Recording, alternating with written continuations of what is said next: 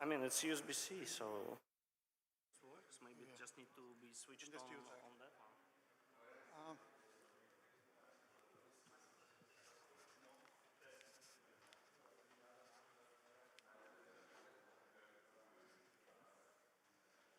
They have some computer audio on the slide. Computer audio. Can you collect that?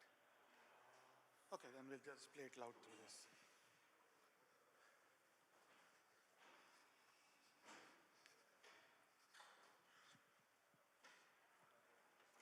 Oh, yes. Just play it loud. On this. Okay. Doesn't work? No, No, yeah, it works. Don't worry. No way. Computer audio. Ah, okay. Okay, I think that's time. So, welcome to the Julia Industry Mini. Thank you for being here.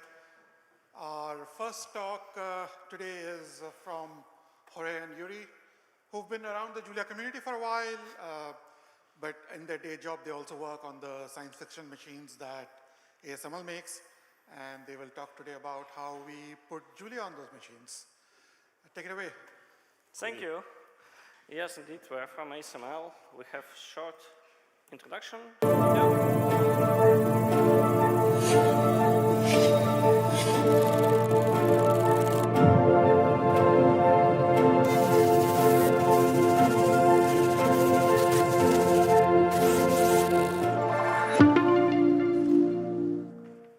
That was a really short piece, but let me tell you something more about what you just saw, right? We work on DUV machines, deep ultraviolet. This is not the top-notch ASML machines that you maybe heard about, EUV, but it's still widely used and used a lot. These machines are capable to print features naturally up to 38 nanometers, but with certain techniques you actually can push this limit much smaller. But we also, our machines are capable to put this 38 nanometers of feature size with sub-nanometer overlay errors. I mean like the stacking between different layers, which is really small. And typically, we talk about production of over 100 fields per 300 millimeter wafer, which takes less than 12 seconds. So what you actually see on the screen is how the machine works in real time. This is how it is, and 300 millimeters is not that small. What does it mean for us? In order to achieve such kind of tolerances, we need to optimize a lot. We have over 300 elements to optimize, and they have to be positioned for every field in less than 80 milliseconds. So it's a significant software challenge to make this robust and reliable and never fail. And at a certain moment, we start looking at Julia to do this instead of using C++. Why? Well, we saw that Julia can deliver the same level of performance in times of milliseconds. We really like that Julia provides us a single source of truth, because before we were developing on things like Python and MATLAB outside of the machine, and then we converted to C++ for performance and deployability. And using single language is not only cuts the effort of developing it, but also makes the code accessible for everyone. Everyone can read it. It's easier to test integration because you can live change the code on the machine. During development, of course, we don't ship it to the customers in such a way, but still. And one of the biggest arguments was we have a very strong open source community in Julia, which focus on numerical computations. That's what we actually need. We don't do web servers. We don't need ecosystems of that. We need numerical computing. Last year, we already showed the presentation about adventures of embedding Julia on our machines. That was a trials. Today, I can tell you we had successfully exposed wafers using those algorithms with our machine. It's not yet on the customer side. It's still a road to take to make it as a final product, but we already know that this is something that's proven for us that can work. How did we do this? I think that's what we want to share, because you also can do this. First, of course, it's about how to make how to design what you want to put in a machine. And in our case, it's also design the system which can be modeled outside of the machine, because you cannot just run this very expensive machine for every single thing. And on the machine as well. Well, last year we also had these presentations. I will just refer to them. There is one about how we interact with C interface, because it's a huge machine. It has a lot of C++ and C interfaces. And there is one about function fusion. That's this kind of the framework that we use to describe our models. As soon as you make it, principally, right? Okay, now it computes. You need to make it fast. And when we talk about fast, there was a lot of concerns about can we really make our mathematics fast? And apparently it was very easy, right? Very good ecosystem of Julia, algorithms which crunch data really fast, was very nice. But we had some obstacles, and this was a worry from the very beginning. For example, what you do with garbage collection, right? We decided to switch to, we tried multiple things. In the end, we used the strategy where we say we control garbage collection directly, meaning that most of the time we disable garbage collection, and at strategic moments in time, we actually enable it, we perform the type of garbage collection that we want, and then we disable it again, right? But our road to that was a little bit longer, right? We started without any control. We just used what Julia provides. Actually, for some of the algorithms, it was already good enough for production, but not for all of them. We looked at only incremental, and it works really fast. If you compare the speed of incremental to full garbage collection, it's very different. I will show later the actual numbers. But we also realized that by doing only incremental, you risk memory leaks, and you probably have some persistent data which can be erased immediately.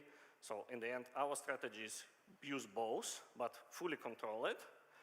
And we also have this technique that we still thinking if we should put it on a machine or not, but it's kind of obvious if you think about our machine running model as a service, meaning that it's queried for the result, and then you wait for the next query, etc. So in the middle of, in delays between waiting, you can actually run GC. This is what we call shadow GC. This is not the property of Julia. This is property of our infrastructure. We got several issues with that, because what we discovered is that delays are caused not only by computations, but also about allocations. And in fact, not really allocations. Julia allocates memory really fast, but if you allocate a lot of objects, not memory, you can allocate gigabyte in one size, it's collected really fast, but if you allocate tens of thousands of objects, you're suddenly paying quite expensive garbage collection. And we were looking for all kinds of ways how we can identify what's going on in our system. That's where the partnership with CodeUs was very helpful, because they helped us to identify what we may not need in our code. We had this separate session about this on Wednesday. If you want to look at our discoveries there, I will not really go into all details, but I just refer to the talk that we had 2 days ago. But I would like to just emphasize one big discovery, which was quite some obstacle which put our project at risk at a certain moment. And it's about the Julia behavior, which was not really known or considered for a very long time, for us at least, for the people who just use it. In a nutshell, we solved all our garbage collection problems. It runs really nice, and then we run machine for hours, and suddenly we see a spike. And it's a really huge spike. If you have a budget of 30 milliseconds, this spike is over 500. This is completely unacceptable for our machine. Again, you can refer, I will refer to the talk that I had on Wednesday, where I described details of what it is and how we discovered this. But in a nutshell, Julia has some heuristic which can trigger full GC. And in Julia 1.12.6, there is this new API, which is not really like publicly exported to Julia runtime. You have to export it by yourself in such a way, where you can control this heuristic. You can switch it off. It will never trigger full GC by its own. In our case, because we control GC ourselves, Julia was confused and was thinking that we leak in memory because we don't trigger full GC often enough. But we actually knew that we will, and it's okay. We can afford leaking a little bit more memory and collect it later. That was a very interesting discovery. Now I want you to show just in numbers. I showed you this problem that we're trying to solve. So a couple of comparisons. I cannot really go into details of the models that we do for obvious reasons. I can just say it's linear algebra. But we had very interesting examples where we had quite equivalent models made in C++, the old one, and we kind of made the same one in Julia. And the timings, and they are on the screen, you can see some noise here. It's normal, it's a machine behavior. It's not doing the same job every time. It's actually like fluctuates, etc. So it's all normal, but you can see that in performance-wise, model-wise, it's quite the same numbers. From my point of view, I consider them the same. And actually, for this one, of course, there was a difference. Model is a little bit upgraded, but it was like, yeah, we can also easily upgrade the C++ model. It's much easier because we don't have to develop the full Julia model from scratch. So it was more like strategic choice. Maybe we would like to do this. Let's have a look at GCs at this moment, because again, we run the controlled environment and we have a full and incremental GC. And this is the numbers that we got. Of course, you will get different numbers, but for the reference, right? Okay, we have actually incremental GC on a sub-millisecond. For us, sub-millisecond is okay. We have the margins of error, that is very good. 1.3 millisecond spike is also acceptable for our environment. And I found that, yeah, if you write the algorithm, spending 0.3 millisecond in collecting memory, I probably spend exactly the same amount of time doing this in C++ explicitly or letting it do Julia by using garbage collection. On a full garbage collection, you can see, well, it's much more expensive. It also have to collect more. So this is just for the reference. Okay, you still have something around half a second, which is acceptable in our case. It's quite nice. But I also want to show you another model. That was actually the reason why we started using Julia, because this model required significant mathematical complexity upgrade of the model. We took a very simple model and we expanded the complexity, I think, like quadrupled it. We have a C++ baseline with this performance, and we have Julia baseline, or Julia result, with actually improved performance, which is very interesting, right? We actually made the model much more complex to get better performance. This is not because we switched to Julia, like I would be very honest. This is not because we switched language. This is because we switched mathematics. The point is to switch this mathematics in C++, we have to develop a lot of tensor-based computations in C++. It will take a significant amount of time. It was computed that will take more time to just develop the fundamental libraries for that than rather migrate everything to Julia and expand it in Julia, because in Julia we can use ecosystem and take something which is provided by community. And if we just ask ourselves, oh, what's about garbage collection there? Well, we got quite similar numbers. It allocates a bit more, so that's why incremental takes more time, but it's kind of on par, which is also very happy for us, because we see in our scale very repeatable timings and quite deterministic as well. So we can actually test it on one machine and put in our production system, and we get very similar results, which is very nice. To summarize this, did we got what we wanted? Did we get an algorithm made in Julia but performing in the same time space as C++? Yes. It works well. Did we have to optimize it? Yes, we had. It was not that difficult in my opinion, but it's not given that you just write Julia code and it's fast by definition. Obviously not. What's about garbage collection? Well, incremental GC can be fast and reliable. Full one, it's slower, that's expected. But if you place it strategically, you can manage. The automatic full GC heuristic was a big discovery which we have to switch off, so be aware if you try to replicate this. But overall conclusion, both garbage collections works really nice. And they are predictable, and we put it in our machine, and we're happy with this. And we're happy that by doing this integration, we actually hit our timing targets as a whole system. And it's actually not something specialized. It's a quite regular Linux x86 system. This is what you have. This is similar to what you have in your laptops. Probably you have even faster one.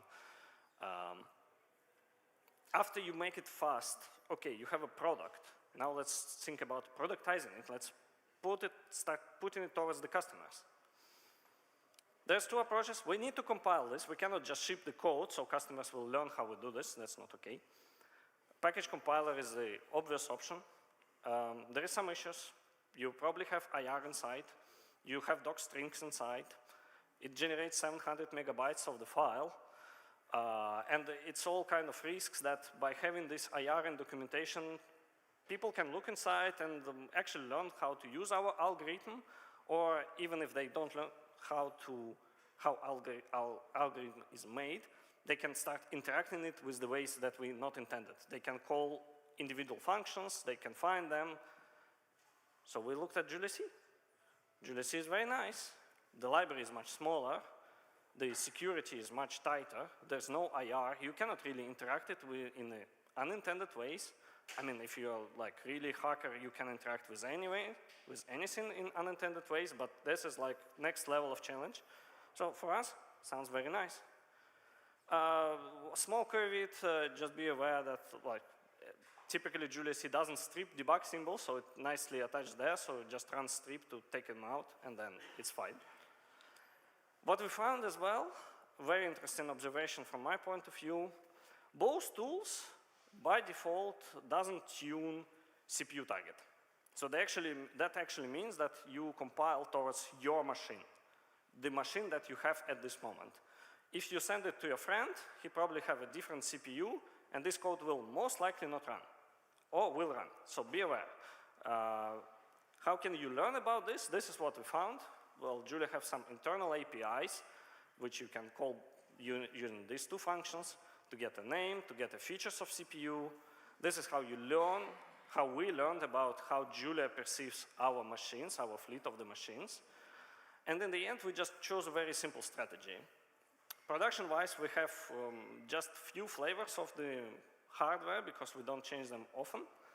So we have something tuned towards Broadwell with some specific flags reflecting our CPU capabilities. But next to it, we also add generic. And generic allows us that, okay, you don't have any specific optimizations, but it really runs everywhere. It runs in a Google Cloud when we test it, no problem. It runs on my laptop, it will run on yours. So this is a very nice solution, but this is not enabled by default, be aware. So don't be surprised when you compile something with JuliaC, you send it to your friend and it doesn't work. This is what you missed. Making it ready means that you also cross all the boring boxes.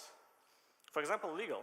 Legal is a big issue for us because we actually selling this machine to the customers, and Julia is open source MIT license, so we can embed it and there is no problem. But we also use community packages, and a lot of community packages are MIT licensed, but not all of them. Be aware, we have 5 direct dependencies and we have almost 200 indirect dependencies, and we need to check all of them. So what we made some internal tool which goes through all these dependencies and check licenses. This is very important if you think about shipping this to the customers. And also be aware that we have these GLL packages that you noticed. Most of them are coming from Yggdrasil, and by default Yggdrasil generates them with MIT license, which is not completely fair because it's MIT license for the code that Yggdrasil generated. But you link to something else, and it can be GNU. And yeah, it's not MIT anymore, it's actually GNU, and your code is not ASML license anymore, it's actually GNU, so we have to ship our source code. No, of course, that's not what we're looking for, so we check that we don't use the community packages that declare that they don't want to be a part of a commercial product, but this is something to raise a bit awareness on when you ship it.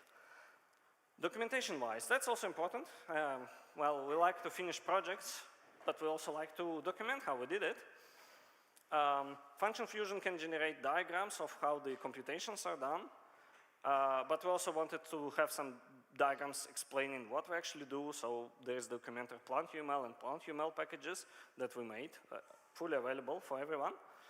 We also worked on the documenter to deploy documentation to GitHub Enterprise, because apparently what we discovered is GitHub Enterprise is different from GitHub, and it works in a very different way, so we had to make adapters for that. For delivery, what we used as a strategy, like when you think about this, oh, do we really develop in the same way how we deliver, right? Typically we don't, right? We want to have a debug mode, we want to play with the code. That's also what we did. We don't develop with compiled libraries, we actually just spun up the runtime there.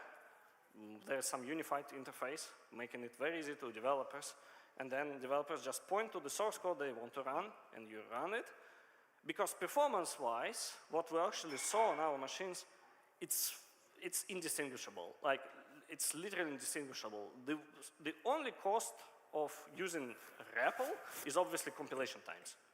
As soon as you run it a couple of times to get everything compiled, it runs with exactly the same performance, which is really nice because it's very reliable. We can literally go on our machines, put the source code there, run it, check if we're happy, and if we're happy, we can think about shipping the same code to the customers.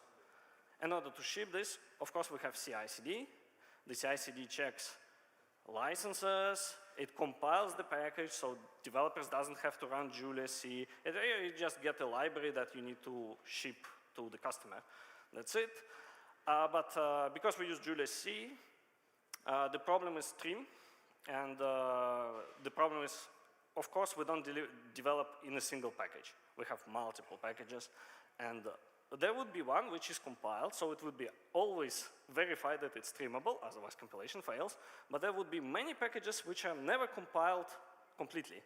And changes in those packages can prevent this final package to be compiled. So we use StreamCheck. This is a small tool that we built on top of internals of Julia to actually test that for given signatures, it can be compiled with stream. It's a very simple tool that you integrate in your tests. It runs as a final moment when all your tests are green. You just verify, am I still stream compatible or I made a type violation somewhere. So maybe we have to mention that we made this tool because Jet doesn't have any trim check right now. Correct. Jet at this moment is not reliably telling you that it is stream compatible or not. It can hint in many cases, but not always, and it also can say it's not stream compatible while it is. This tool just runs on the internals of compiler. It's actually like just runs compilation and stops in the middle to save time. Speaking of this, we did significant amount of work to make all these tools, and we wanted to share because we took a lot of community to make our models possible, so we wanted to share as much as possible as well with you. Of course, we cannot share our models, too bad. But TrimCheck is open sourced, changes in Documenter is open sourced. Of course, everything that we discovered interesting in Julia, we opened the tickets, they got fixed, and we're using the same runtime that you do. That's exactly the same. There is no special XML shipment of Julia with custom patches, etc. This is not what we do. We have JuliaCheck. We showed it yesterday. This is the static analysis tool. We ship plant.uml and documenter plant.uml. License check, that was a community package. It lacked some capabilities to make our work with it possible, so we just upgraded it. And Function Fusion is also completely open sourced. This concludes our deployment story, but there is also a technical story behind it, and it's more about like what we discovered in the trim. So that's where I give a stage to Jorge to describe what we actually discovered with the trim, and let's listen for that. Yeah, thank you. So Yuri described all the happy ending, let's say, but to get there, well, it was a very long and torturous road to fix, especially because the first prototype that we had were not made by people that knew how to use Julia. They just started to use Julia and made these models, and eventually say, okay, these are good enough. Could you just put them in the machine? And we found, oh, well, maybe. They're actually not trim compatible, so we have to massage them quite a bit. And that was before we start using function fusion. So I will just show you a few examples. They're not actual code, but equivalent code that we found that we encounter in these kind of models. So first problem that we found is that we were using Spline Toolkit. Spline Toolkit has this type called derivative, which is very nice. You can specify n derivative, n infinity if you want. But in our case, we only needed up to, I think, 4th derivative. And that's kind of fine, but as it happens in this Spline kit, when you use this, this is a dynamic dispatch. And dynamic dispatches are not allowed for trim. So how to get rid of that? So the problem is that the way the other engineers designed this is that they put an array with derivative orders. So those are integers. So we need to move these numbers, which are from the value domain, integers, into the type domain, so that can go to their derivative. And in this case, where we're running this, a code like this, well, it moved from one domain to the other. And well, Julia said, okay, this is a dynamic dispatch, fine.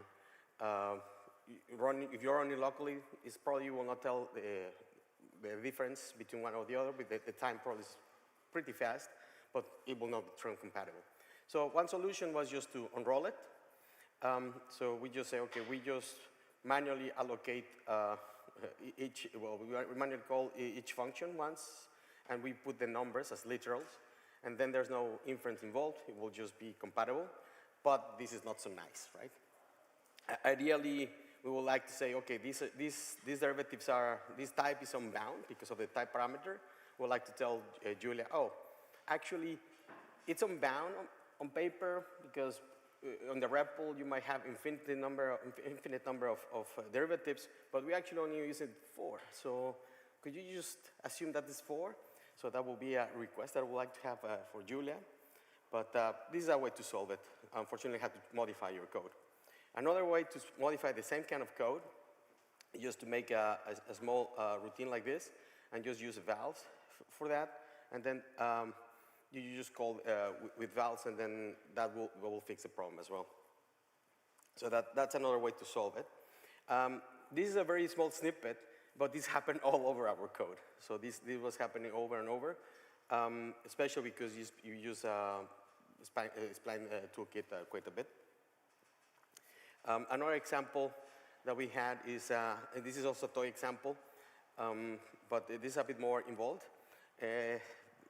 Maybe forget about the names, but basically we have an abstract type, and we derive a lot of our own types, as you do in Julia, because it's easy and fun. And then in this case, we just call a meta function that will call all these cross combinations of these types. In this case, we derive the types, and we have to use two different things with two combinations of each other, so that is a combinatorial problem. In this case, we have, well, when we started, we only had one type, and that works fine with Julia C, right? But then, so we just run with Julia C, works fine. The moment you add another one, it still works fine. It will be, so if you have two, it still will work, but because Julia does this union splitting thing. But the moment you add the third one or fourth one, boom, it breaks. And it's like, oh, what did I do wrong? What did I do different? It's some normal code I'm having. Well, as it happened, if you have one in Julia, Julia will inline it, do some magic inside, and you will not see it. It will be optimized. If you have two, it will still be optimized. But the moment you have 3 or more, oh, okay, this cannot be optimized. There are too many options. It will just be a dynamic dispatch. So that's what happens with Julia. And it was a bit painful to fix. In our case, we just replaced that code completely. But some other people are having similar problems at ASML. Another way to solve this, one way to solve it that these other people are using, is using this package called wrap unions, where they automatically do this onion splitting thing, so using these macros. So you have to wrap your types using this wrap, and wrap your functions using this union split, and then Julia will do it automatically for you, well, this macro, but you still have to modify the code. That's the part that we don't like too much. And we recently found that there's another way to solve this. So we can use the experimental max methods, and that kind of works. It's still a combinatorial problem, so we have, in this case, we have 3 types, so it's 9 by 9, but the moment you start to add a 4th one, or a 5th one, then it will explode. So maybe it's not the best way, but you can also solve it with this. And another one is just using this no specialize. So you no specialize on the abstract term, and then just use no specialize infer. Then that allows us to run this code without any problems. I don't want to go into the details because I think we're tight on time. But just as a summary, so these are just, as I said, these are just toy examples. I cannot show you the actual code, but we have more if you want. So the summary is that we actually expose wafers, so successfully expose wafers on the system using Julia. So it's a prototype machine, so it's still not chips on your phone exposed with Julia, but we have wafers exposed on a prototype machine with Julia. So we're happy with these results. These results are both on resist, so it means on an actual wafer, but also on the software. So, so we're happy about that as well. We're confident, right, that we found all the problems that could arise for now on Julia. So we remove all the obstacles to have Julia, at least with this model, on the scanner. Probably we'll find some other ones afterwards, but hopefully not. But this is just the climax, I will say, or the ending of a multi-year project. It was a multi-year effort just to try to make this work on the scanner. So we worked, we collaborated with Julia Hub to make this work. Also, we have a lot of people inside of SML, with Audi, with Evangelos, with a lot of people, so to make it work, the engineers. And we're grateful that all this tooling that's available in Julia, on the Julia ecosystem, allow us to make this very, very fast. So we also try to contribute back, so expect more from us in the near future. But now we think this is an example that Julia could be used in the industry as a way to replace maybe some C++ algorithms in some other applications as well. So with that, I think we just take any questions from you. Yeah. Thank you. Thank you very much for listening. I think that Julie wants to add something. Just one note, we have this QR code. If you want to join the ASML community and you want to get an updates about what happens around ASML or about job openings that we have, please scan the QR code, join. We're all welcome to see you there. And we're now ready for your questions. Thank you. Questions? Yes. I'll get you the mic. Thank you. Yeah, very interesting work. I think it has a lot of promise. The question I would ask is, what kind of challenges do you sort of see in taking this work that you're doing in Julia and deploying it to colleagues who might be using other tools like Simulink or that kind of thing? What kind of obstacles do you see or ideas do you have to overcome that to get broader adoption of these kind of workflows? So is the question about what kind of challenges we had doing Julia, or the question is like what kind of challenges we can expect using Simulink instead? No, I think it's more about you've shown that there's a lot of promise to use Julia. How do you convince your colleagues to continue doing it rather than using something? Or if they're using Simulink, how do you get them to integrate into what you're doing? I see. Yeah, so of course we start with the prototype, right? You need to show that, okay, it works on a toy problem or it works on some kind of paper towel. We talked a lot about this. We're a big company, we use Simulink inside, so we also know its capabilities and limitations. So we're already aware that probably for this purpose, Simulink is not actually a tool to model what we need, because there's different ways of modeling. We're not using diet here, right? So it's pure Julia. So certain tools were excluded. so for certain languages, there was kind of big concern about performance. Obviously, no Python. MATLAB, very difficult to achieve performance. The code becomes challenging after you achieve the performance. Maintenance is a thing. C++, we had a lot of experience with C++, but we wanted something that delivers faster. That was kind of discussions that we had. But in the end, we had a long list of risks that we need to address, and we actually keep going through those risks. That's, we still did not ship it to the customers because we still need to verify that our machine works reliably for at least 40,000 of hours without any interruptions in a very challenging environment, 24/7 literally. Let me also add for that. So for our colleagues that use MATLAB or Python, for them it's like, okay, why are we using this Julia? Julia takes a lot of time to just get started. It's still pre-compiling. Why does it take so long? For them, sometimes they feel Julia is slower, not faster than MATLAB or Python. And then they try to run something in Julia, they don't understand how it works, and they want to run a debugger, and there's no debugger in Julia. Well, there's one, but it's very slow, and they say that it's unusable, their words, and then it's very hard to justify, like, yeah, you just write your code better. You just try to test individual functions and try to print this, debug this with shows or warns or whatever. It's very hard to justify that, even though I would prefer them to do that, so they use the REPL as the debugger and write unit tests. It's very hard for them, far for me to tell them, just do that. Yeah. It takes some time, and because it's not there in Julia, that's kind of some friction that happens. And that's from what we call the functional engineers. There was also a similar problem from the software engineers. Software engineers are super familiar with C++, with C, and whatever. And they look at Julia and they're completely confused. They say, why do I have to do this project thing? Why is this instantiation happening? This is not being refreshed. Also, I don't have a debugger. So, and they complain that, yeah, they're familiar with C++. They invested a lot of time with C++. They're very competent. And now you go in Julia, they feel like, oh, they have to start all over again. So those are the human aspect, the obstacles out of that. But I think we have some other questions yes, from but the audience. Let's go to we that. have time. Yes, but that's usually the problem we have. I hope I answered your question.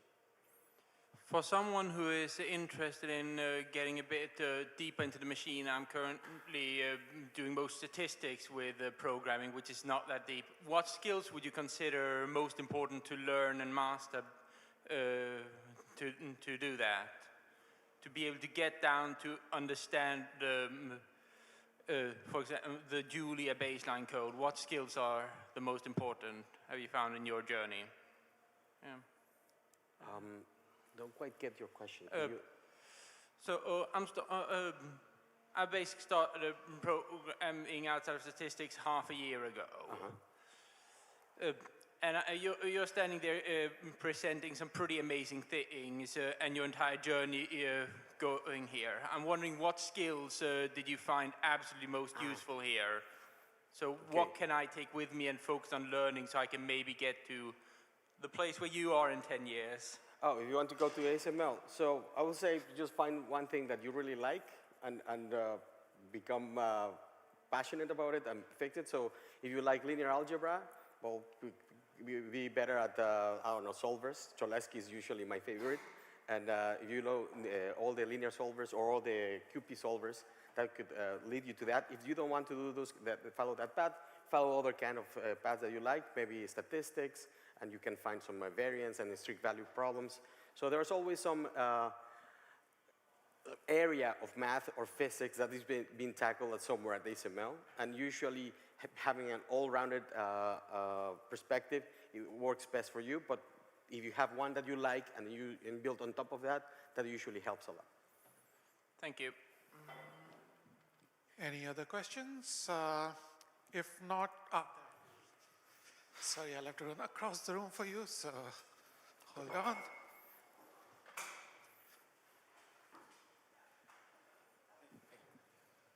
So first, really impressive work here. My question would be on the first side of the talk with the GC. Is it purely empirical that you stay below a certain threshold for your real-time codes, or do you have a theoretical hard guarantee that you stay below the threshold? Oh, very good question. As I said, we run in the regular Linux x86. You actually don't have any theoretical guarantee that it will decide to run your application in any foreseeable time. So this is based on the statistics and based on the long-term analysis of how this behaves. It's a little bit looking at the animal in the zoo and making conclusions about how it behaves. This is a system design that we have. It also has some margins to prevent this. Like we are ready for hiccups. It's just like, oh, we should not do too many hiccups too often. It's embedded into the system design because we have a lot of processes on this machine made with various languages, running with different pace, doing different computations. So this is how it is. I know Julia can also go to the more stricter environments. This is not what our department does. This is what our departments of SML look at a bit. We're looking forward to learn about this as well. Maybe we need this in the future as well. Okay, thank you. That's it. Thank you. I think we are about time, so a round of applause for the speakers. Thank you. Thank you. And we will start with Matt's presentation in exactly 2.5 minutes. Set up.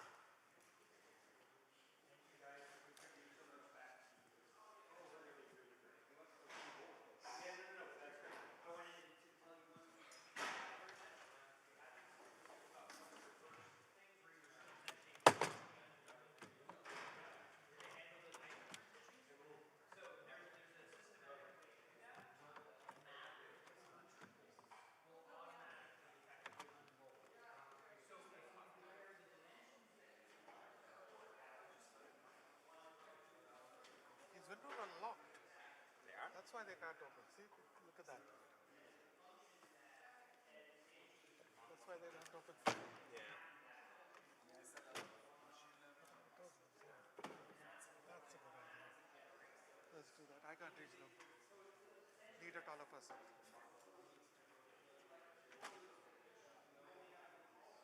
Marker.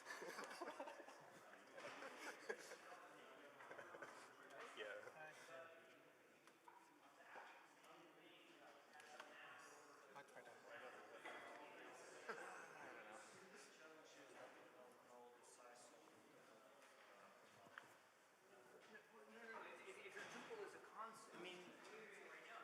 How does this really work?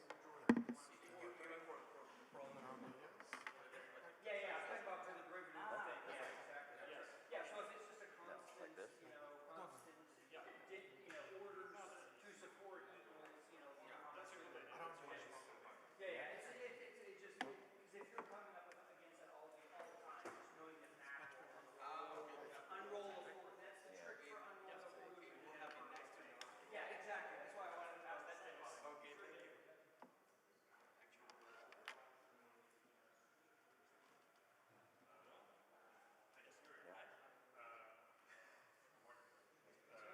No, no problem.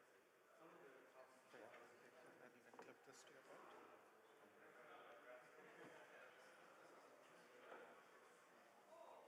Check, check, check. Yeah, let's switch it on.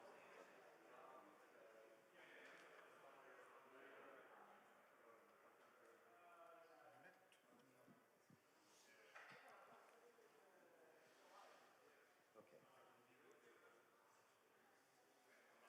Just give it a minute. And the sound is okay? Yeah, check, check. You can hear me? Just pull it down a bit. Okay. Check, check. There we go. They got it. Okay. All good? Okay, welcome everybody. This is my follow-on talk. I'm Matt Myers. I work with a group called PlanView, and we build business intelligence engines for portfolio management. And so what I want to do here is do a follow-on talk on where we've come in the last couple years, And so to kind of go over what we've done, this is our next generation simulation framework. One of the big things here is we're now deployed. We have over 50 customers that are live, running across about 80 servers. And what we built is something that is backwards compatible with existing models and features. And so in this world, we've been able to move from legacy COM style applications into a more modern distributed setup where we can host our engine in the Julia framework. And so what I want to do here is kind of give you a quick overview of what we've been able to do.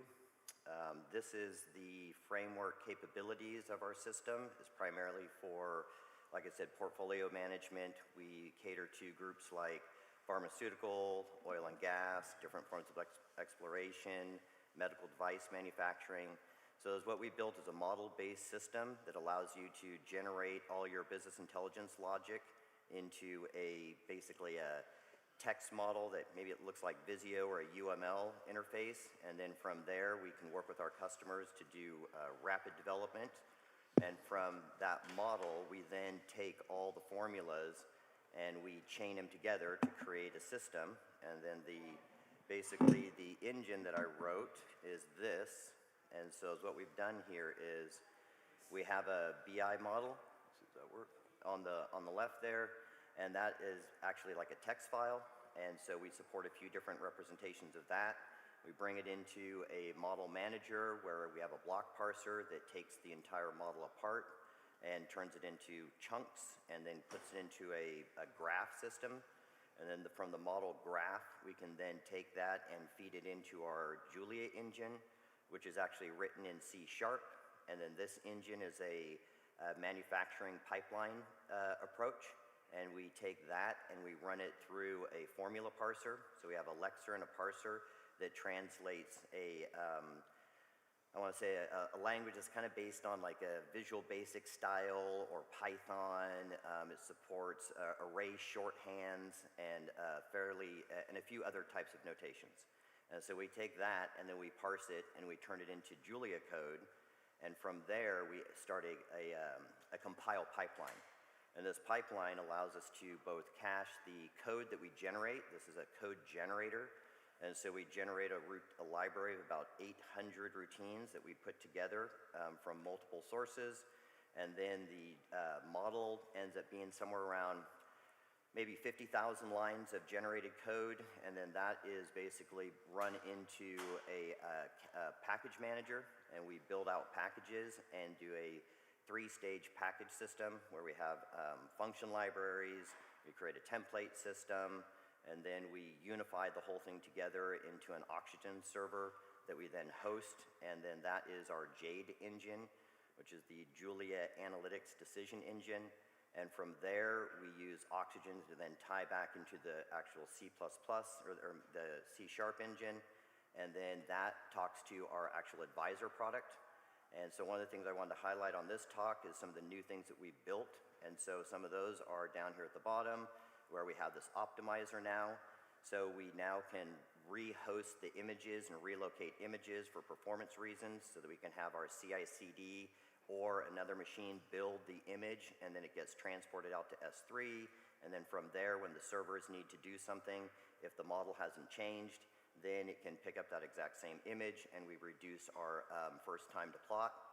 And that's where we get these new caching things. And then another big advancement that we did this last year is we have a PCS harvester that runs an optimization routine where we pull the model, we put synthetic data in, we evaluate all the nodes. And we can have like maybe 5,000 variables, 5,000 nodes in this model, and then we chain all those formulas together, we mess with all those to get our pre-compile statements, and then we cycle back through the build process. And so then we can optimize the system until we get as close to zero time to first plot. The other big thing we've done now is you can see up in the upper right there, we now have an AI system that we host out on Bedrock using Claude. And from there, we now have these personas that can talk through an MCP server and run into our tool service that we have inside of the Advisor product. And then that also feeds back into this engine So it can dynamically talk to it, and the AI can actually create constructs inside of the engine real time or interact with that engine. And then, so basically, what have we really built here? So this Jade engine is, like I said, the Julia Analytics Decision Engine.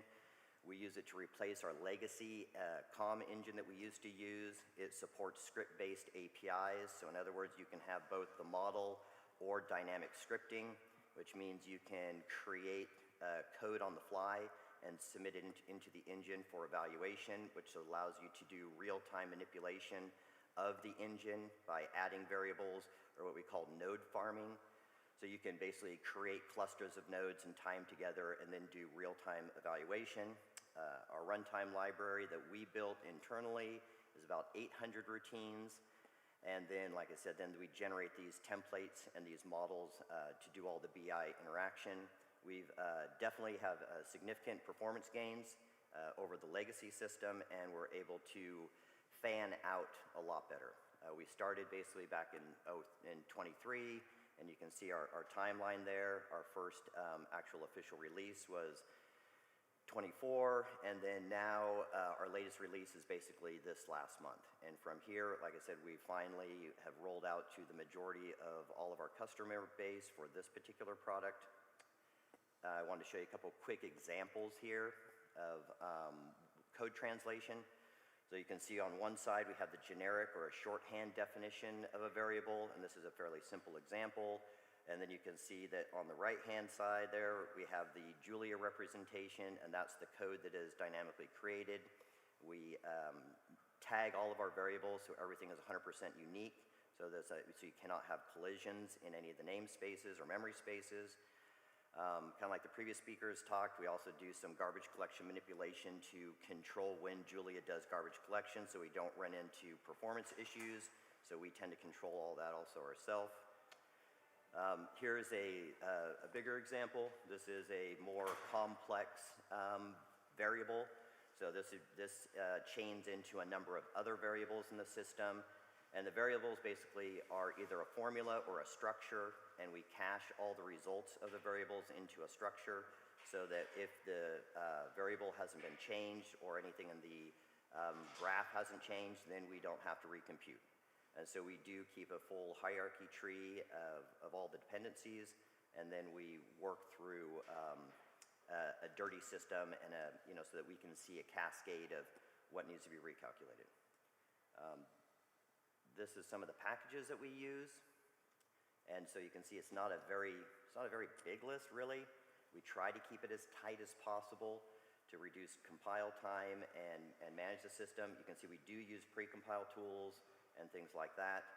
We also have special macros that we wrote to get around the overloading issues in Julia, because there are certain things we can't overload.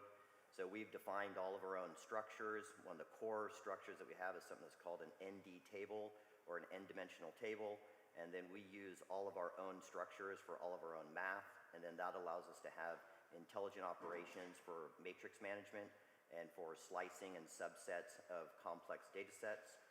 We can scale out to matrices, I'd say about 100 million cells across 7 dimensions is about the largest we typically go. I'll say most things probably run somewhere around 3 to 5 dimensions and maybe 50,000 cells. And then we do all the math around those. So basically, I wanted to also highlight some of our use cases that we're now doing. So with the AI and agentic world and tying everything together, the goal is to kind of have the AI do my job for me.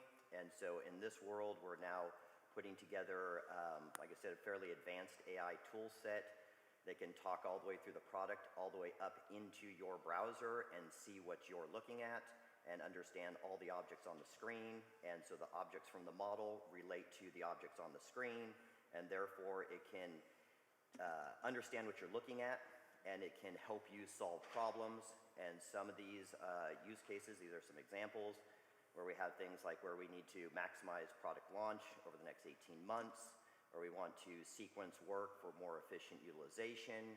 And this allows us to give the customer the power to manipulate the system, basically on their behalf, to help optimize their portfolio for, basically their outcome-driven planning. And so we're trying to move to more of an outcome-driven planning than kind of reactive planning.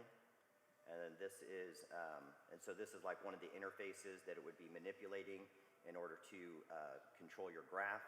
So this will allow you to do optimization, forecasting, simulation, cannibalization, resource reallocation.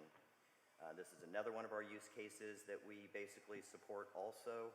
And so, like here, if you want to automatically create delay or acceleration scenarios based on the project priorities, it will then go through and analyze your system and then readjust the values inside of your portfolio and then allow you to, see whether this is a better scenario or not. And then if you like it, then you can just save your scenario and then basically just kind of move on. And this is an iterative cycle. So this can happen multiple times inside the same session until you get to something that you actually like. And so with that, that's kind of a quick down and dirty. And so what I'll do is I wanted to leave some time here for us to have at least a few questions. And so with that, I'd like to open the floor to any specific questions that you guys might have. Thank you, Matt. Questions? Anybody have any questions?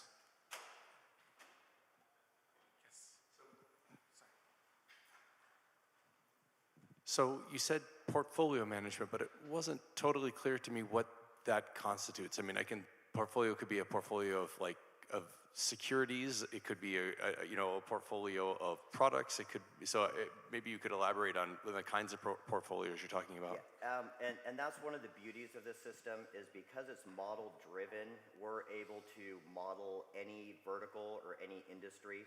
And so the typical scenario is pharmaceutical, like the life science, natural science type stuff, where you have a bunch of projects, and then those projects or ideas or incentives can then be rolled up into a portfolio, which is really just an aggregate or a collection. And then we can then do scenarios against those different data sets. And so, like I said, normally, I'd say most of the companies we work with are in the life science. So it's, I want to say it's the, AstraZenecas of the world, and the Johnsons & Johnsons of the world, right? But we also work in oil and gas. So we can actually create models to help you do exploration. And then your portfolio is a portfolio of resources and capabilities. And we do medical device manufacturing and product manufacturing. So if you had, 1,000 projects and you wanted to put that into a portfolio, then you could try to maximize your time to market by doing cannibalization against your resources. And so in our world, portfolio and projects are very, very generic. And a lot of our customers will rename them into ideas, incentives, right? They use different nomenclatures for the same general concept, but at a high level is really individual items that get rolled up into a larger data set, and then you can do the analysis on the larger data set. Thank you. Yes. Damien? A quick last one, please. Thank you. Thanks for the talk. Quickly, I was wondering about the garbage collection performance issue. Can you share a little bit more about what the issue was and what your solution was to it? So basically, we run into problems where we incur a lot of allocations due to the way the formula is chained together. We support formula chains to about 2,000 chains in length or in depth, however you want to look at it. And so what we found is the Julia garbage collection will want to kick in when it thinks it wants to kick in. And so what we do is we don't want that stall to be exposed onto the user, because this is a highly reactive interface for a user. So we actually have people typing on the screen and putting in numbers, and then the calculations need to run again. And so to avoid the garbage collection stall, we basically try to manage it ourselves so that we'll decide when garbage collection should happen to keep that delay out of the user's face. Do you do that by checking memory, or? We do it as point in time. So we say during this scenario, there's no garbage collection because I want maximum speed. And then when I get to the end, I know that the user is done, or it's at least they're gonna at least have to look at something for a second. And when I know that there's that kind of a pause, then I'll quickly do garbage collection because I don't believe they're going to do anything for a few milliseconds. And then that takes a lot of the stall out of the system. And then we have a very fluid interface. And I'm more than happy to talk or demo or show anybody if you want to see. I have a few flyers up here if you want to take to understand what we actually do as a company. And as like everybody else, we're going to try to do a give back, I think next year, where we'll actually put together a small version of this engine and then check it in as a package so other people can do the same kind of concept where you can just on the fly build your variables, build your formulas, and then run your own interactions or your own simulations. Thank you. Thank you, Matt. Appreciate it.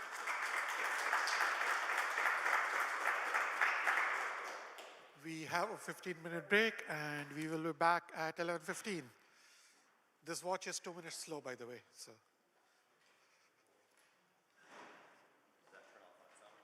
Yes. Thank you.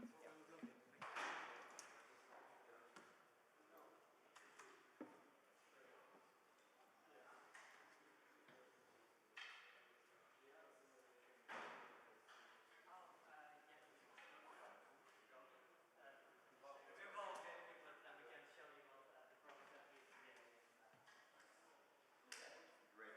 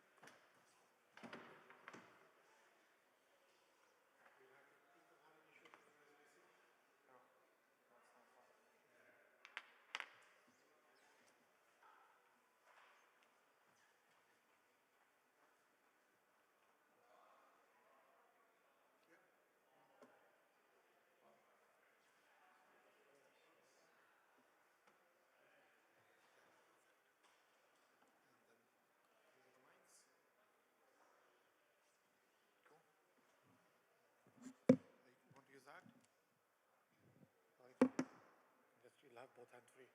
Just put it around your ears. I think, yeah. Excuse me. Hello. Hi. Can you help with this, please? Just help him put it on.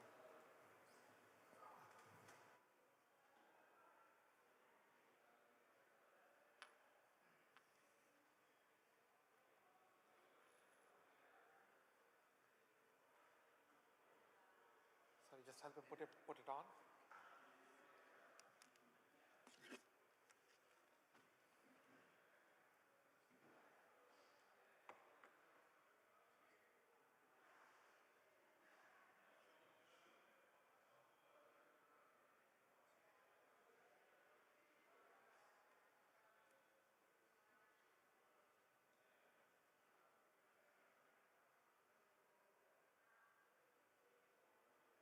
Thank you. Yeah, no, they'll switch it on. But yeah, 5 minutes. Yeah, that's it.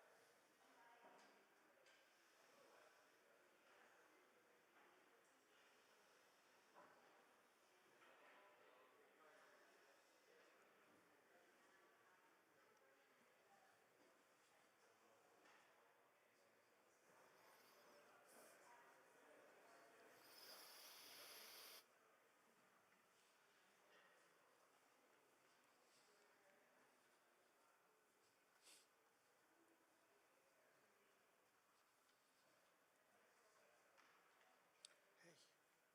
Hi. Hi. Avik, how are you? How are you? Your talk went well? Sorry? Your talk went well?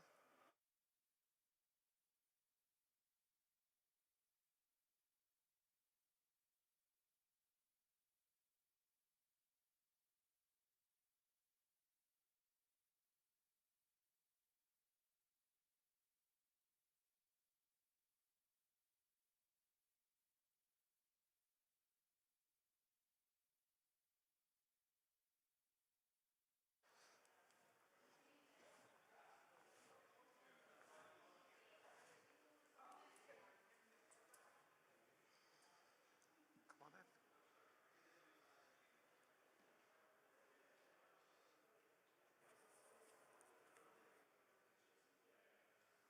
So, the guy I was just talking to that is Ronan from the Brazilian Space Agency.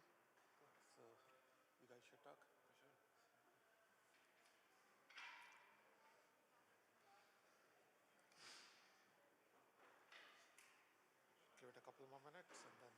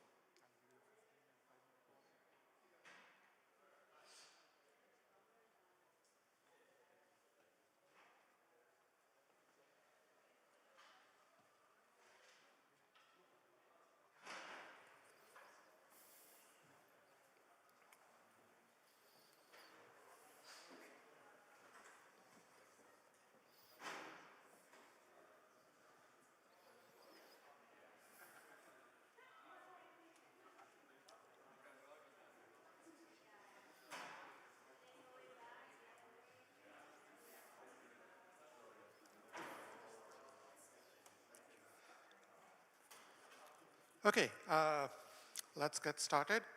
Our next talk is by Zach Booth from NASA, where he's a lead software developer, and he will talk about building GUIs for NASA in Julia. Off you go, Zach. Thank you. Hello, everyone. So today, I'll be talking about building production desktop GUIs in Julia at NASA with Dear MGUI and Mirage.jl. And you might not know what some of those words I said mean, but soon you will. The secondary title of this talk is How Immediate Mode Can't Come Soon Enough. So anyways, about me, I'm Zach. I work on strategic planning for the Viper lunar rover, which is going up to the South Pole of the moon next year. I work in the automated decision-making group at NASA Ames Research Center. Our flagship tool for which this GUI is built is called Sherpa.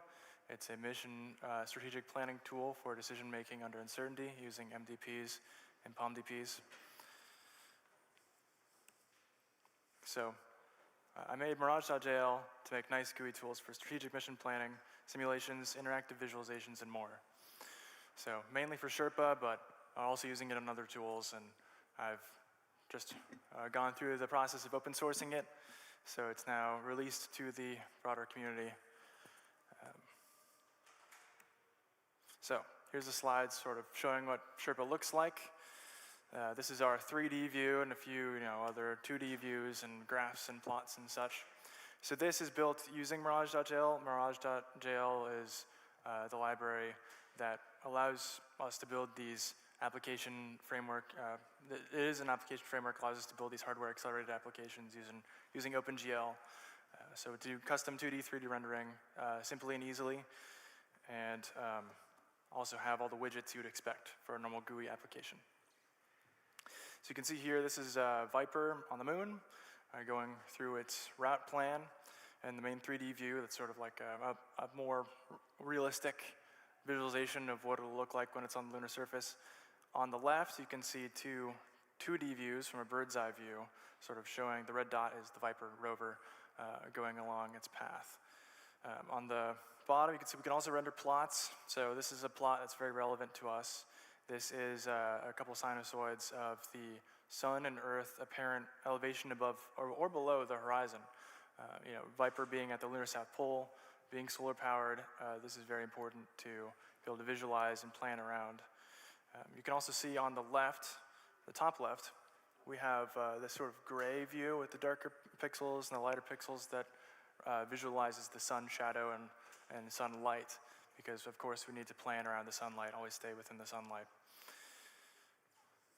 On this window here with the yellow and reds, this is sort of visualizing how good the communication is at that location. So Mirage can do all these things, build a fully fledged GUI application, real-time rendering, everything you would want and ever dream of. So here's another visualization of Sherpa using Mirage. I have some things blurred out because I don't want you looking at them. But what I do want you looking at is this cool 3D view here. This is sort of an experiment I put together, rendering sort of like a time-space diagram where the up axis is going up through time and the voxels are sort of places where the rover can and cannot go. So it was an interesting visualization. But again, this is more cool things you can do when you have freedom to render whatever you want with hardware acceleration using the GPU. Okay, so that's a little bit about Sherpa. So what is Mirage.jl? Mirage.jl is a full-stack, developer-friendly application framework for building real-time visualizations, like I just showed. So let's see, can I play this with this current view? I don't know if this will play very well. But what I have here is a video, what's supposed to be a video, of just another example of things you can do with Mirage.jl, putting together applications, graphical applications. These are sort of a 2D orbital simulation. You can see controls on the left, information on the right, and an interactive 2D visual of, you can see the celestial bodies orbiting each other.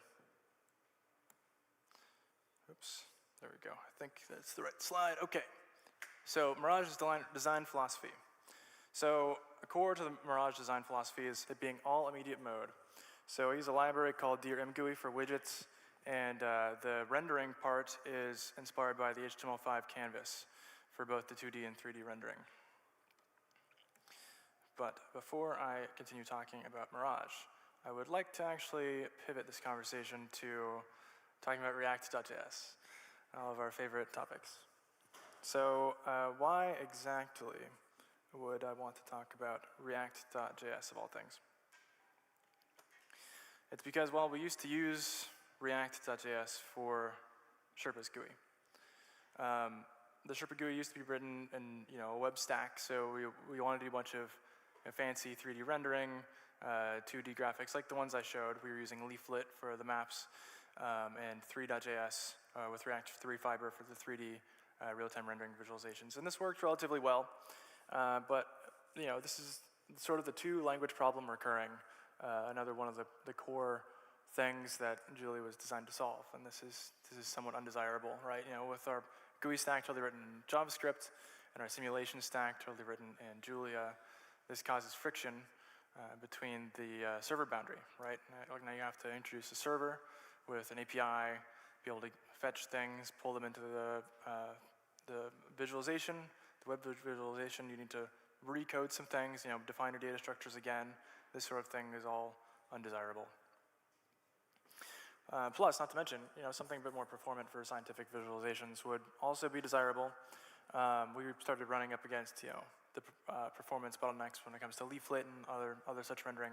So it'd be nice to drop down a little lower level, which of course you can do, but it's just not always built for that, especially React. And when you are in the developer environment and you have a bunch of your application is not compiled, right? So there's sort of a bunch of friction points here, which started leading me to think, maybe we can do something a little bit better here. Maybe we can be a bit more Julian about it. If everything is written in Julia, then we get the benefit of being able to use our same data structures for rendering as we would for simulation. We don't have the server boundary, we don't have to pass things back and forth. It makes things a lot more elegant, if we can pull it off. This is the big question. Okay, but if it's so great to move everything to Julia, why do people use React.js in the first place? Like, why? What benefit does it give you? I feel like often, if I don't know how many of you do much web development, but it's sort of common knowledge, or at least it was, that you just start a new project, make it React. This is the most common framework, right, for web development for a while. So it's worth, when things become commonplace, worth thinking back to ourselves. It's like, why did this become common in the first place? What problem is it trying to solve? And this is also a good question to keep in mind when it comes to thinking about building an application framework in Julia. Maybe there's some things we can learn from React and the web ecosystem when it comes to building something in Julia. So I think the answer is by looking at a snippet of vanilla HTML5 JavaScript. That's sort of elucidating exactly the problem here. So you can see this is a simple just counter, right? Like you have a button at the top, you have a little JavaScript script snippet, you select the button and give it a callback for when it's clicked. And that callback does two things. It increments the count, and then it has to set the text of the button to update to this new count. And that's somewhat awful, right? Like now you have the split between what is rendered and your actual application state. You have to remember to always keep both in lockstep with each other. I'm sure if you've done much GUI development, you've run into this problem yourself. It's the source of tons and tons of bugs. So, maybe there's something better we can do. And this is exactly what the developers of React thought. So this is a sort of the same snippet, but this time in React with functional hooks. So you have your count, you have your set count, and then look at that. Your rendered application is a function of your state, which is wonderful. This is amazing. And so now you don't have to worry about keeping the rendered application up to date with your state. It just happens automatically for you. Of course, there's a bit of overhead that is involved there, but my core thesis here is that HTML5 is at its core retained mode, right? Like the application visuals are itself state, and then that you have to update. You have to remember to update this state that is the actual visual of the application. You have your DOM. But immediate mode is the opposite of that, where the best way to think of it is your rendering is a function of your state, which is, I think, a lot more elegant way to solve this issue. And the way we do it, I come from a bit of a games programming background myself, so the way video games do it oftentimes is you just re-render the entire frame at the start of each frame, right? So you have your scene, you have your application state, but then you just clear the frame buffer, you just clear the screen, render everything again 60 times per second. Then you don't have this problem. So coming from the video games ecosystem, there's this, I think, this wonderful library. It's one of my favorite pieces of software called Dear MGUI. And as you can see, just a ridiculous amount of stars. It's a C++ library. It does exactly this. So it's an immediate mode sort of widget framework. So if you're a game developer, you're writing simulations, you're writing OpenGL, you're getting down and dirty with the GPU, then you can pull in Dear MGUI, and you can give it callbacks to handle your mouse events, keyboard events, this sort of thing, and hand it these events, and it'll sort of what you want to do, and it'll spit back out like a list of things to render, which you can then just hook into your render. Anyway, that all being said, it allows you to do things like this, which is, I think, really elegant, right? So on line 1, you just say, like, I want some text on the screen. On line 2 and 3, this is, I think, where the magic happens, is the interaction is held within an if statement with side effects. You have mGUI button. The button is named save, and then when you click the button, the inside of that if statement gets executed. So the save function gets called when you hit the button, and you can imagine this, you can have your mental model be that all of this just gets re-rendered each frame, right? So, for example, the string input, you just give it like a buffer, and the slider, you just give it a pointer, and then it'll just edit to those values for you as you interact with the sliders, buttons, widgets, this sort of thing. So it sort of gives you the benefit of React, right, without having to worry about like a DOM. It allows you to have an immediate mode application framework without sort of any retained mode nonsense. So this is, I think, something that I learned from the games ecosystem, from writing a complex application in React, that this is something I want to preserve for Mirage, is this immediate mode rendering. So the second thing that I think is elegant about the web ecosystem, and I know those words are not often used in the same sentence, is the HTML5 2D Canvas API. So I'm quite fond of this API. I think it's well done. It was designed by Apple, I think, before the web, and then sort of got adopted in the standard, if I remember correctly. Don't quote me on that. But it allows you to do things like this sort of more declaratively. So you can just say, like, oh, here's my canvas, get my rendering context from the canvas, and I want my fill style to be green, and then draw a rectangle from coordinates 1010 to 150, 100. And of course, in rendering, your 0, 0 origin point is the top left of the screen or of the window, and y, positive y, is pointing down. So 1010 is the top left corner. Inset a little bit, you draw this rectangle, and it's beautiful. So you can also do more complex things, right? Draw a filled triangle, stroke triangle. You can say like move. This is, I think, kind of cool about the 2D Canvas APIs. You can define shapes and lines using the same interface. You can say, begin a path, and I want to go from here, here, here, here, here, and then render it as a line or render it as a filled shape. So this gives this sort of output. So the idea here is just sort of like combining both of these methodologies, this sort of immediate mode rendering with this elegant API and flexibility to render what you want. So for example, in the case of Sherpa I was talking about, like hitting up against maybe performance bottlenecks with leaflet, because we want to render a bunch of things on our map, a bunch of waypoints, a bunch of different map time series, shadows here, COM coverage there, many different rover simulations all at once. With a complex path, you run up against the limits of with your overhead of like not the React and leaflet, not to mention the DOM and the browser itself. So it's nice to be able to just say, draw a line, draw some circles, and then it works out nicely for you.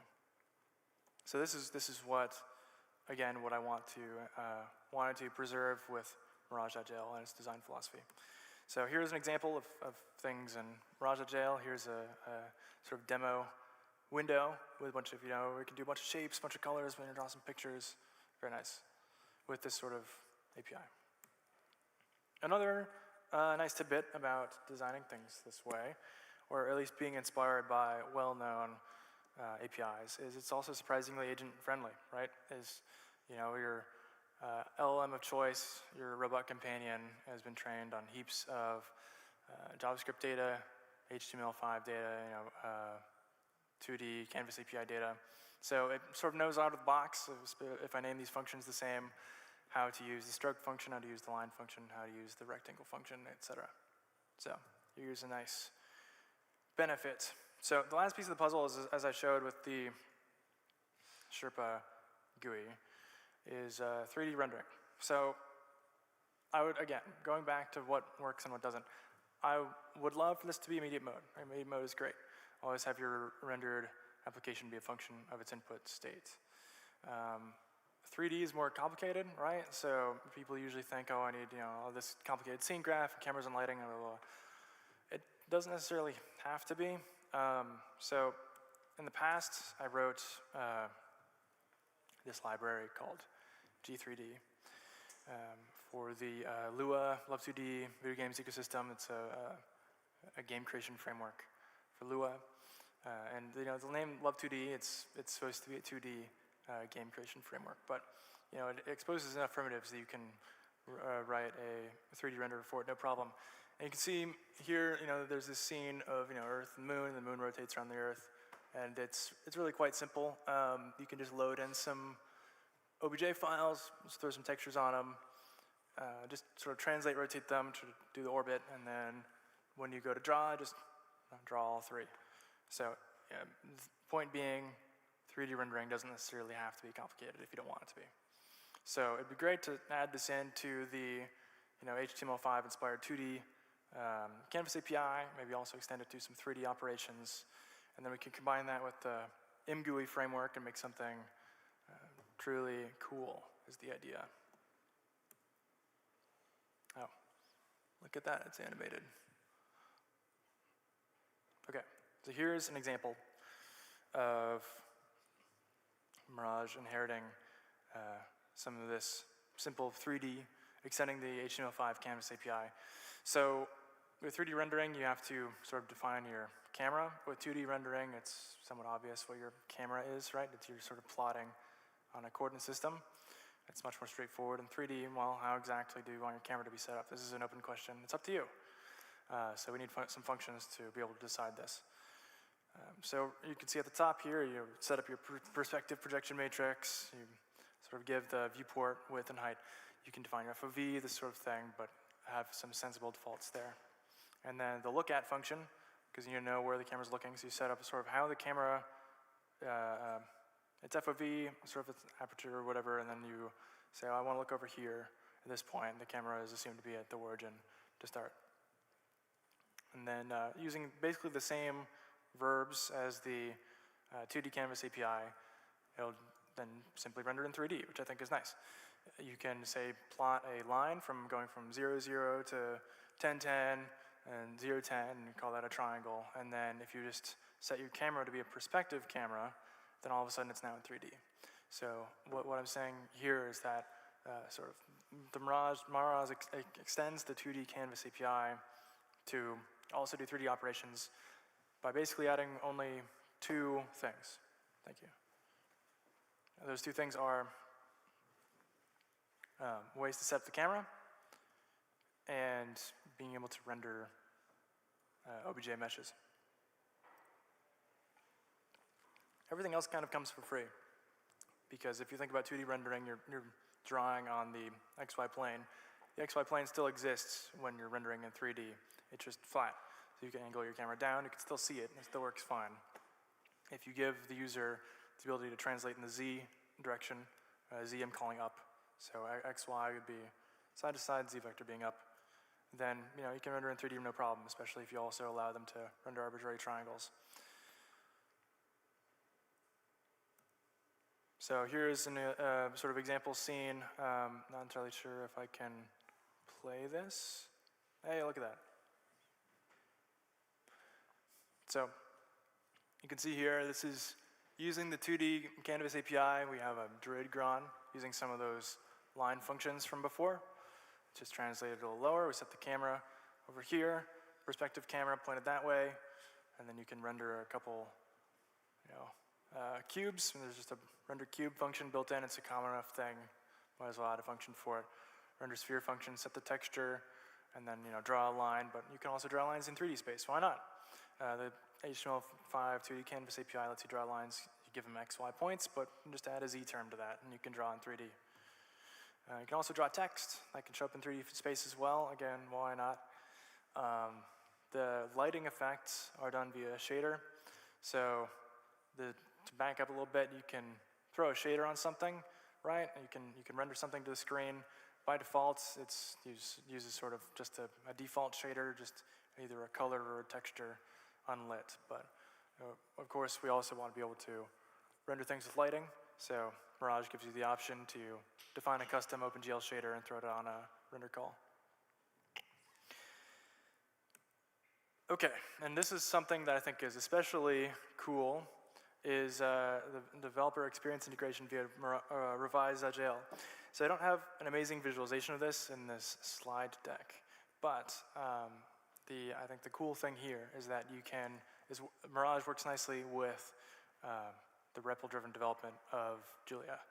So you can be working on your Julia project, open up a Mirage window, have some widgets, have some custom 2D, 3D rendering if you want, and then as you make changes to the functions, they will update live in Mirage. So you can get the same benefits of, say, working on the React dev server, right, where you can edit functions and they re-render live. Same thing here, because I didn't want it to be a downgrade for my project, right, and switching to an all Julia tech stack. So all that really has to be done is use revise and switch out, make sure things are set up in such a way that the functions are always passed by reference, and then when they're updated with revise, then the new version of the function is called. And you can have the window open and then edit your code and edit the rendering in real time, which is pretty fun. So to wrap things up, here's the Sherpa GUI again.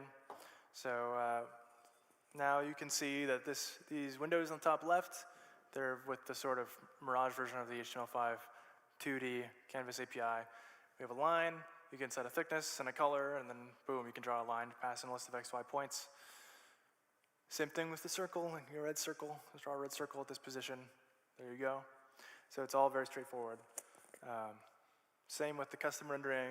Here, this graph is actually not Mirage.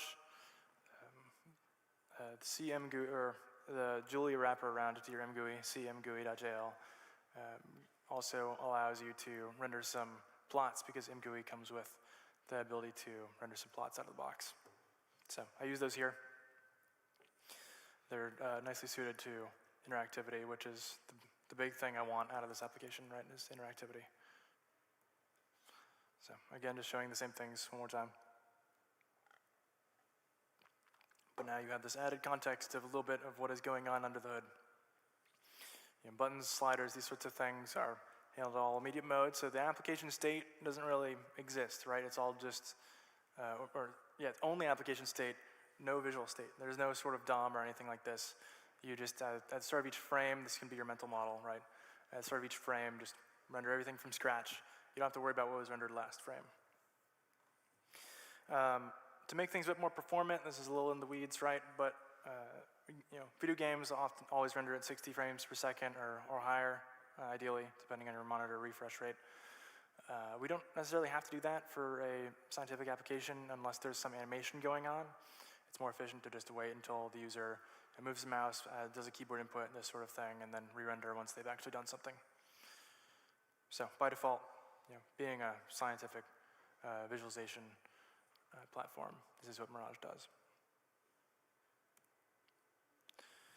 So up next on the agenda for Mirage.jl and its development is a better integration with the ecosystem, so Mach-E, data frames, etc. There's currently not that much. It sort of does its own thing for the most part, which I want to change, especially with things like data frames, like being able to render a data frame and have it just be a mGUI window looking like a table would be fantastic.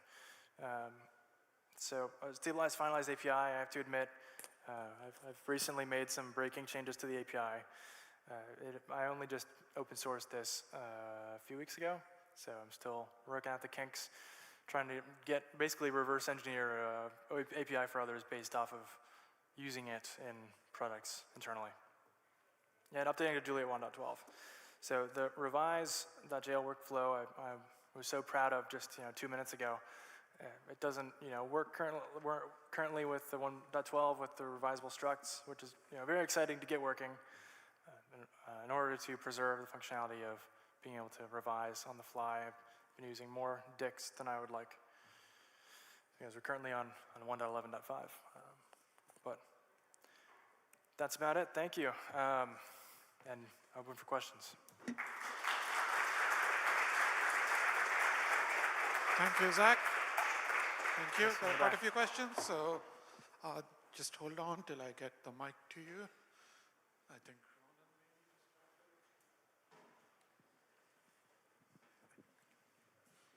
Thank you very much for the presentation. I have one question. I have the satellite simulator that I would like to have a user interface that I can use in both conditions, when I'm simulating as fast as possible in my computer, and when I simulate integrate with the hardware, the satellite computer and so on. I tried to do in Genie, but the interface became the bottleneck. Right. And it's a very huge bottleneck, like 10 times lower, 20 times lower. Do you think we can improve this using Mirage? What I'm doing is plotting, for example, the ground track of the satellite in Mach, and then copy to Genie. Do you think you have better things to do using Mirage? Yeah, so if I understand your question right, you're asking, you have this bottleneck with Genie, moving data from your simulation to Genie, and this is the bottleneck with your process. So yes, I think in short, yes, that was totally one of the core problems that I was trying to solve with this. Is there's no server bottleneck at all. It's your data is all in Julia still. So the only bottleneck you have is basically your OpenGL draw calls at that point, which are very fast. You can make that extremely efficient. Like if you want to plot like 1,000,000 points, you can make that all one draw call. But that's not something you have to worry about. And in short, the answer should be yes. Out of the box, it should be a lot faster because you don't have to go through that serialization, deserialization, web technology barrier. Thank you very much. This is a pretty short question. I was just curious, have you looked at Unicode rendering at all, more specifically colored text and colored emojis at all? In Mirage? Yes. No, not yet. I mean, you can render arbitrary images in line. And MGUI nicely gives you the ability to do that. So, I mean, with a little bit of workaround, it should work out of the box. But Unicode itself working nicely like that, I don't think so. I haven't actually tried it yet. But I do know you can do colored text. Hello, I wonder if you had considered using QML as GUI framework for Mirage, because it also seems to offer the stateless rendering. Have you looked into that? Sorry, what? In a QML, it's offered by Qt. Let's see. I mean, yeah. I think there's probably more. I don't think I heard you exactly correctly, but I think there's probably other things that do similar things in the ecosystem. But okay. I don't know if that answers your question. One last question from Jeff, but while we do that, maybe Aaron can go and set up things. Sounds good. Jeff. Okay, really nice. Makes me want to do some graphics programming. So given the immediate mode, let's say I have an image that's expensive to compute that depends on some input. Is there a way to avoid recomputing it like every frame? Totally. Yeah, that happens a lot.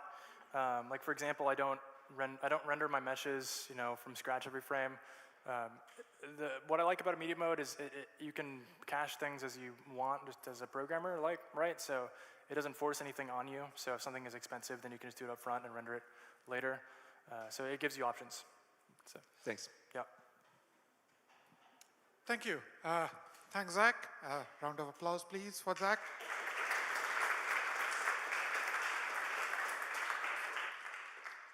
And then a minute to get changed, and then we will start again. Thanks. That was great. It's hot.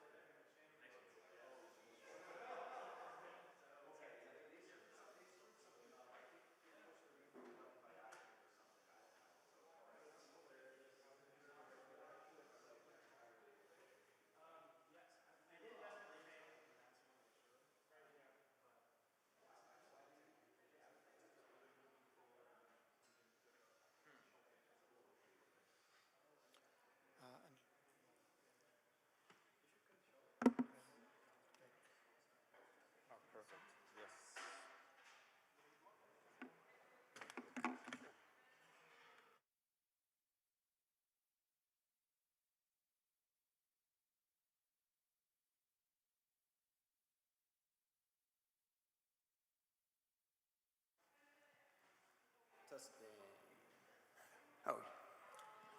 Okay, let's get started with our next talk, which is on building a quantum computing startup with Julia, which sounds really fascinating. And to do that, we have Aaron Trowbridge. Take it away, please. Yeah, hello. Okay, for some reason my monitor just decided to make this back screen the only one, and I'm trying to see if I can figure out how to have both screens the same. It did not give me an option here. 1 second. All right, well, I am just going to have to look behind me. Okay, so I am Aaron. I am the CEO, co-founder of Harmonics. We are a spin-out out of Carnegie Mellon University, working on quantum computers. We actually spun out of a robotics group. So we're applying basically robotics control algorithms to quantum computers. So I was actually kind of asked recently to make this a 30-minute talk instead of a 15-minute talk, so I'm going to concatenate a couple different talks together. So just to give you an overview of what Harmonics does, we are building essentially this agentic interface between end users and quantum computers. There are a lot of pieces underneath this, and there are a lot of people building quantum computers. So there's a lot of different types of quantum computers. There's neutral atom quantum computers, and transmons, and spins, and diamonds, and photons, and ions, and people are making qubits out of pretty much anything you can possibly get your hands on. And all of these come with like very unique control challenges. But all of these kind of have one unifying underlying model, which is the Hamiltonian of the system, which is pretty much a dynamical system, and it's an ODE that is relatively benign by the standards of robotics, where you're dealing with contact and nonlinear forces and all these kinds of things.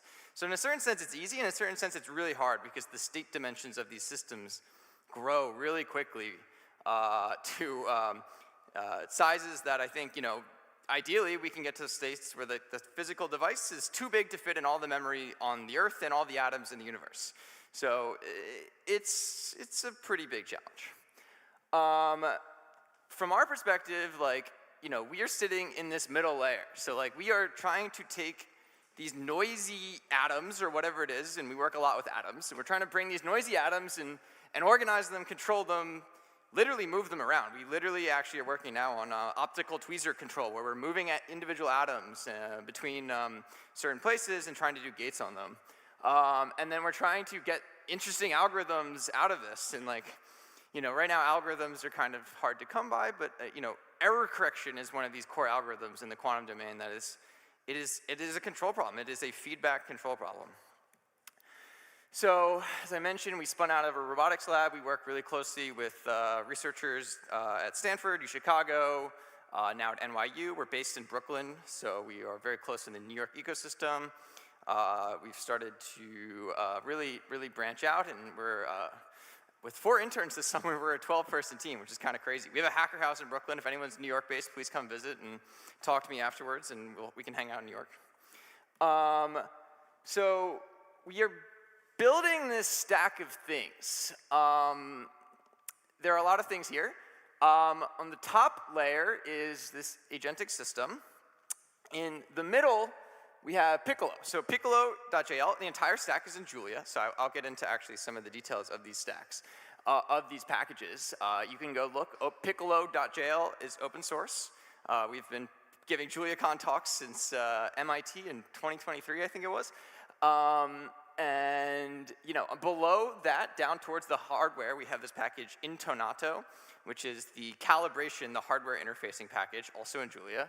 Above that, we have Legato.jl, and Legato is kind of this compilation that takes in algorithms and then translates it over to the analog pulses that actually hit the hardware through our solvers. So I'm not going to get too into the details of the software. I just gave a talk in the Quantum Mini on the details of Piccolo.jl and what we've done over the last year, which has been a lot. We've done a lot over the last year. And on top of this, we're building this agentic system, which we're calling Amico.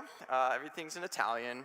And our proprietary packages are legatissimo, piccolissimo, and intonatissimo, so the very small packages, or very in tune, or as you were. As I mentioned, so Piccolo, so what are we doing? We are doing trajectory optimization. We are actually solving these quantum control problems as nonlinear programs. We've actually put a lot of work this year into making our own solver, and we have been using IPOpt and MatNLP, and we're actually now building our own solver, and it's, we're able to run it now on clusters of A100s. No one actually wants to use A100s except us right now, which is kind of nice. Maybe someone else is using A100s, but right now there's not as much demand, so that's very good. That's very good for us. But we're trying to scale this up and do as efficient as possible, building on the Julia ecosystem of all the CUDA work that's been done to make it possible for us to build really quickly without having a CUDA programmer on staff, which is maybe something we'll want to do, but for now we're able to scale quickly regardless. So as I mentioned, Legato, and I apologize for these images being blurry. I'm having Wi-Fi connection issues, so I am on my hotspot. But I mentioned this is the QEC compilation layer. So how do we compile these circuits into a hardware-aware representation? Then we can optimize and start to compile and optimize and get all the performance we can possibly get out of these systems. Intonato is the same thing. We actually recently partnered with a control hardware provider out of Fermilab that builds open source control hardware on top of the AMD RF SoC chips. So we are kind of getting really down into the weeds of the signal generation stack as well. And then doing calibration. So we're measuring stuff on the hardware, and we need to represent those measurements as data structures that we can use and plug back into our solvers. So Intonato is handling a lot of that work. And on top is Amico. So I'm going to show you a little bit about what we've done with Amico recently. We've actually made an open source repository called Amicode. So if anyone is curious, actually not that link. So Amicode is a VS Code extension. It's a fork of OpenCode. I would, if you guys are interested in just downloading it and trying it, it allows you to basically run any of the open source models. It has a VS Code extension interface. It manages a ton of things and is set up to do these kinds of auto research experiments that we are running a lot of and burning a lot of tokens.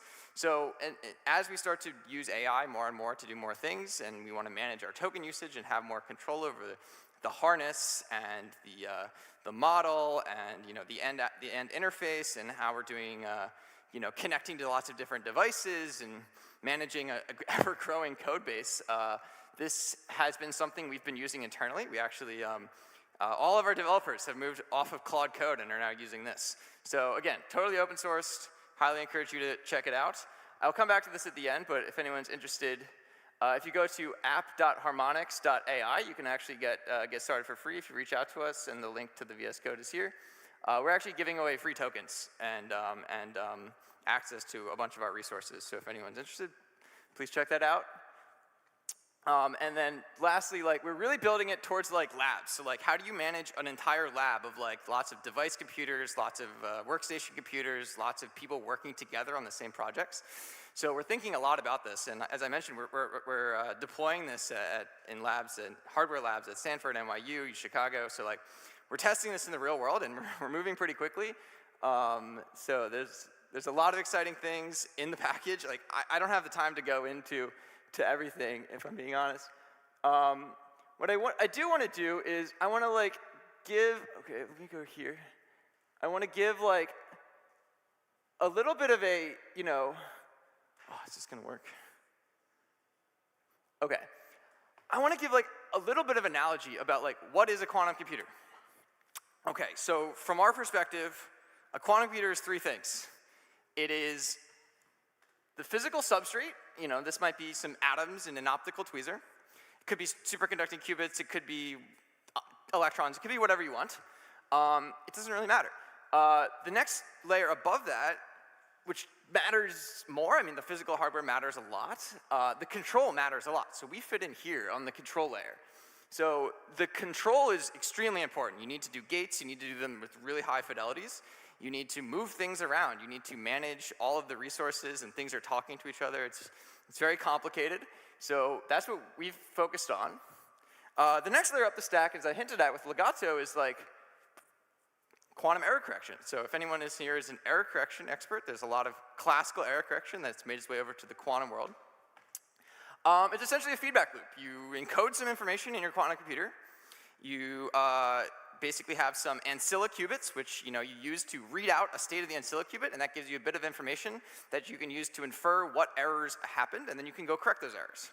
And that is a lot of steps in one loop, and you need to do that really fast. So actually only one group has done that in real time, and that's Google, and they did it once in 2025, and they haven't done it again since, and no one else has really done it since. So active error correction is still like very much an unsolved problem, and a lot of people are thinking very hard about error correction codes and all kinds of compilers and the hardware and the feedback, and you need to worry about the control hardware and decoding.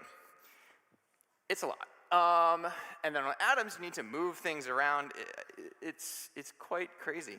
But I want to emphasize this feedback loop. You have something that you can go in and correct the errors. So I now want to ask, like, what is artificial intelligence? So artificial intelligence, from our perspective, is you have, I'm sure everyone knows this figure very well, the transformer, the model, the substrate. It doesn't actually really matter what this thing is as much, right? There are so many different models. There's all these mixtures of X-Church models and state space models, all kinds of different models. And they're large language models. They're generating tokens. So you have this, a lot of different open source models. And again, in Ami code, you can use any of them. We use Kimi K3 now a lot, and Muse Spark, and a bunch of these things. Okay, so the model's there. Then you need to control it. So this is like the harness. This is all the control and the routing and the moving of the tokens between each other and the tool calling. So you have this control layer in the middle, which again is what Ami code is. Like, we wanted to really get our hands dirty on like wrestling with the harness and like hacking at it, and we've done a lot to do this. Harness engineering is really hard, and there's only one way to really test it, and it's empirically with a lot of rollout. It's very hard, but you can do things, interesting things, and improve things at the harness layer. And most of the power of AI is in like Claude code. Now there's open source tools, and now a lot of people are making their own harness. Y Combinator released their own harness. Open code, it's a really good harness. And then I want to make this last point, and I'm not going to take credit for making this this distinction. So there's a researcher out of Caltech who's now the CTO of a company, Oratomic. Robert Huang. So he made this analogy between error correction and what you need to make like fully self-improving systems. So you need to have an agentic harness that generates information. You need another agent that goes over that information and critiques it and looks at it and finds the mistakes and corrects those errors. If you get above threshold, similar to if you correct more, basically if you correct more errors than you introduce, you're then above threshold and you have a self-improving system that will actually scale. Hypothesize it will continue to scale and build up. So a lot of people, are working on this. Jeff Dean just left Google to start a company, Discovery Loop. I'm not going to say, we're Jeff Dean and Discovery Loop, but we're trying this thing, and I think we're thinking about it in an interesting way. So I want to point out this duality and this similarity between these two systems, and this is kind of how we're really thinking about our company at the moment. And to that, I want to talk about why is Julia good for this? So so much has happened so quickly. I mean, Discovery Loop got spun out a week ago. So Julia has actually proved extremely useful for us as a company to build these systems out. We talked about the two-language problem. So a lot of people, most companies are developing in Python and C++ and now Rust and all these languages. There's been a lot of momentum to build Python, and people have always said oh, it's too hard to move away from Python. I don't think that's true anymore. I think Julia is, extremely performant and extremely legible, which I think is really good, because you want a human able to go into the code base. Maybe not always, but it's really nice to be able to go into the code base and spot errors. And I think Julia enables that for a large degree, especially Like, I think now there's an argument that like API design is ever more important, especially when you want to use models that are not as capable. Like, good API design is almost more important. Maybe there's a trade-off here, but something we're thinking about. So again, it's fast. So we work with actually a lot of labs that are, using Julia internally, and we've been able to convert people over to Julia now that it's really easy to spin someone up in Julia because no one's really writing code anymore. So like, it's very nice to, be able to hack at something, like ship it, like very quickly. So I mentioned like we have these open source packages, Piccolo, Intonato, and Legato. We also have closed source versions of these packages, Piccolissimo, Intonatissimo, Legatissimo. So like, the fact that like all of our high performance code lives in Julia means like we are really able to integrate and move fast. Like when we need to fix a bug or we need to develop a new feature really quickly for some sort of experiment, like it's really easy to do this. And there's a lot of, I think, power in a language like Julia that's typed. So like, for example, I think it's on this side. Yeah, I just want to say something about GPU kernels. Like, shout out all the CUDA.jl people. Like, made it really easy to write GPU code in Julia. And then also, like, we've also started playing around with shipping proprietary, code as well. So like, we've started to do a lot in the cloud, and we've also started to think a lot about like, how do you ship sys images and doing compilation stuff. So if anyone wants to come talk to us after about how we actually are managing to do a bunch of our like compilation, I think we've figured out some compilation tricks to like ship code in a kind of in a clever way. These are things that we had to think about because we unfortunately, are a company and need to protect parts of our code base. Okay. So yeah, I mentioned this. We don't, write any C++ code. I mean, I'm sure, a lot of Julia people here are using C++ or are using CUDA.jl. It's very powerful. Yes, and I talked about this. The thing that's really interesting, I think, is that, like, again, now that we're doing a lot of context engineering with our agents, like when we write skills, like I unfortunately am not on Wi-Fi, so I can't show you a live demo, but it's really cool to go into the code base and actually look at the skills. And you can look at the code and you can look at our API and you can understand what's going on. So this is like, I think, a really powerful thing, because again, I think back to the error correction aspect of this, like having a human able to go in and actually do some of that error correction is super powerful, because you get to record the skills, you get to build this up, and anything you can do to get above threshold as we push towards like more and more autonomous systems is extremely powerful. And it also gives the human, ability to, keep up and feel like we're doing something. Okay, so this is where like, the last year has been like insanely crazy. So I wanted to show this graph. Does anyone know what happened right here? Opus 4.6 was released. It's like kind of insane to see this. So this is our cumulative merge PRs in the last 12 months. And I don't know actually what this baseline is, but it is just, it's insane. Like, I have another plot where I actually have the line, like, it is literally Opus 4.6 released, and then all of a sudden, like, we are, it's this basically almost exponential, or, probably sub-exponential, increase in development that we're seeing to the open source package. We have, like, 20 it doesn't say here, on the other talk it says, we have, like, 20 different contributors. We've done a lot of hackathons. I think we have way more than 20 different contributors at this point, actually. But yeah, we have just seen like an insane amount of code generated really quickly. And managing all of this is, I think, is a challenge. I don't know exactly what to do. I think is going to inflect up again as we, actually spool up a bunch of like auto research experiments and kind of just like let the agents, for lack of a better word, take over. So Yeah, so what we're doing in AmiCode basically is trying to do this agentic loop. And it starts with, again, describing your skills and then solving. So a bunch of our library at this point, and Legato actually handles this, is recording libraries of pulses. So we're trying to record all the data we possibly can. And recording also the knowledge. So like underneath AmiCode, and if you read through it, you install it, it'll actually install a bunch of Obsidian vaults. So under the hood, it's basically managing Obsidian vaults that encode a bunch of our pulses and all of this like metadata about the solves and everything, and is building up these huge knowledge bases of Obsidian vaults and Obsidian knowledge, and is able to manage all of this very effectively, and across teams, and across multiple vaults, and across a lot of different devices. And this loop is starting to spin.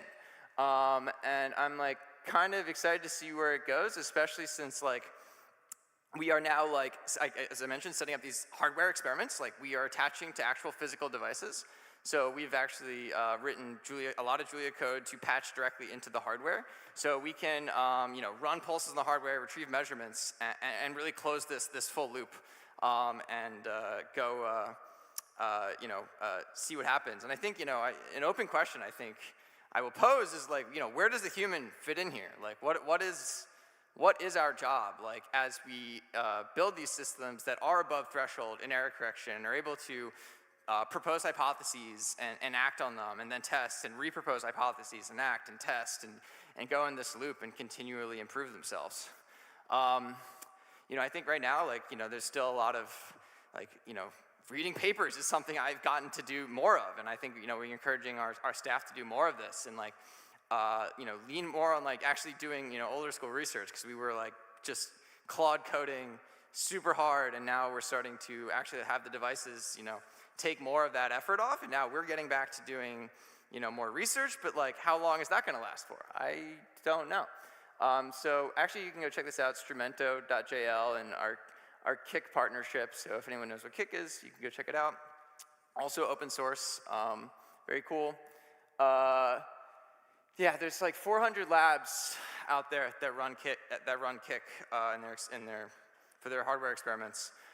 So as a startup, we are partnering with all of these labs, or trying to partner with all these labs, trying to make good software that goes to all of these labs, and we will be shipping Julia software to all of these labs. So there's a big opportunity, I think, to push Julia out into the wild, into the quantum hardware space.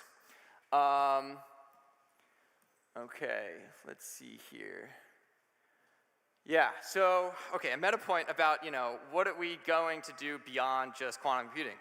I think I'll end on this. So I've been thinking a lot about this over the past week, about like, what's beyond quantum computing stuff? So like, I don't want to just build an autonomous research tool. Like AmiCode is supposed to be for anything. It's supposed to be for robotics and basically, AI research or whatever. So like,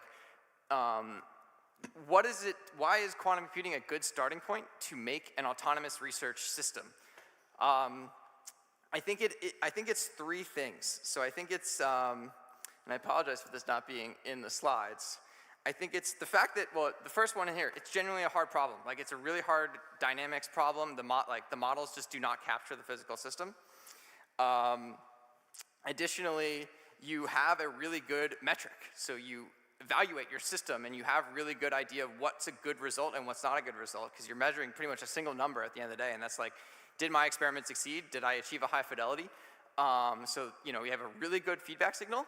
And then what's different than robotics, and I think AI, and even like, especially engineering and like drug discovery and these types of things, is that quantum computers are really fast. So, your experiment takes a couple seconds and you ran like a huge experiment because the quantum computer just rolls out really fast. So you can iterate really quick. You're bottlenecked not by the hardware thing, you're bottlenecked by like how fast is your code, which again, I think is really nice for Julia, because you can iterate the code really quickly, and if you can figure out how to compile it really quickly, then you can, go really fast on this iteration cycle of building an autonomous research system.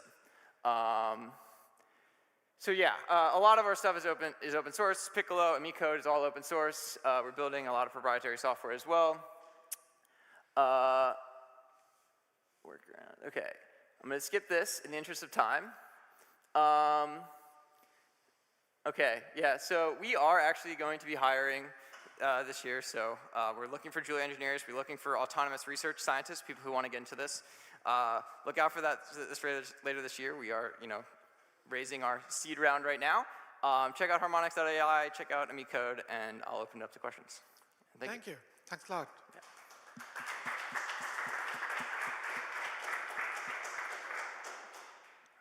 Any questions from the floor? Yes. Hey, thanks for the talk. You said that you've started doing this loop right now where you're trying to use agents to do research. Is there a particular problem that you're aiming for? Yeah, so that's a great question. We've done a lot of this internally with our proprietary code bases, and just like, literally it's like, go through hypotheses, improve our algorithms, and then we have a lot of tests that are actually our metrics for performance and speed and all these things. So internally our algorithms are just getting improved. A public one is actually, let's see if this loads.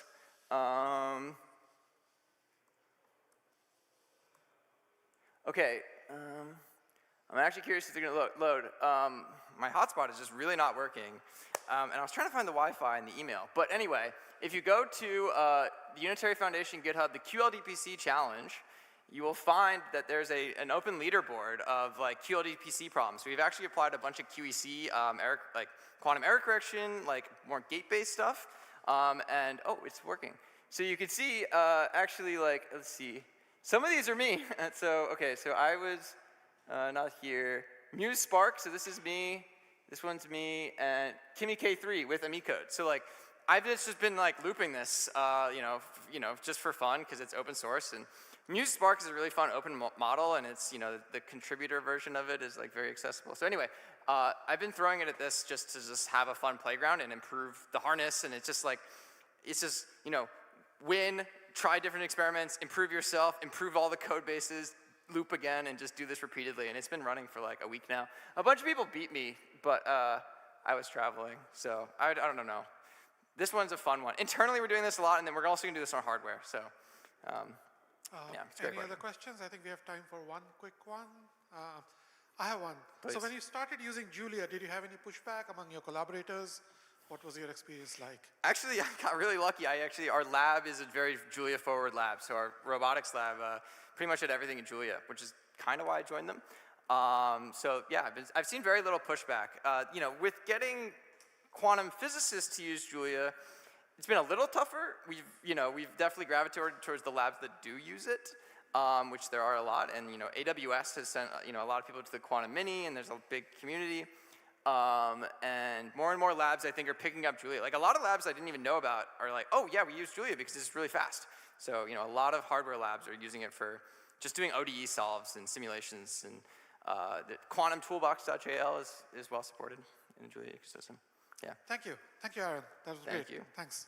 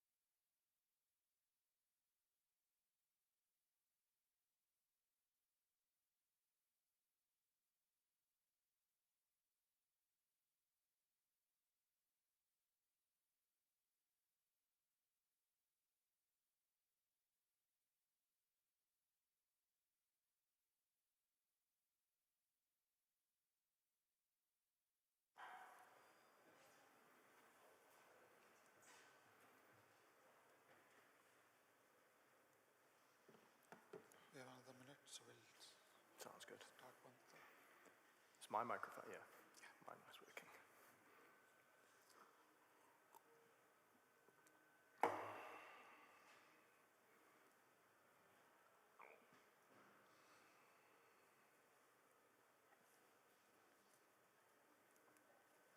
We'll start in a minute, just to be on time.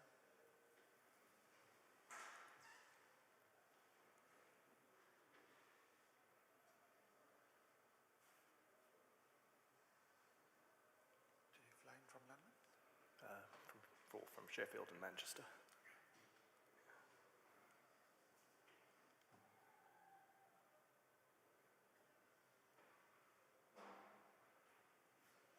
Okay, I think we can get started.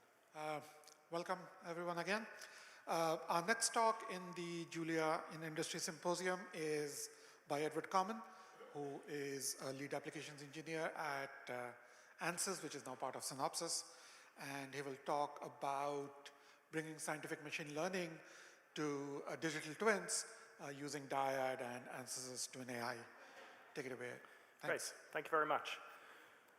So, rough agenda, what I'll talk about today is I'll give an introduction to ANSYS, now part of Synopsys, then briefly touch on our recently announced partnership with Dyad, or with JuliaHub for Dyad, and then close with some industrial use cases where we started to apply these tools for customer problems.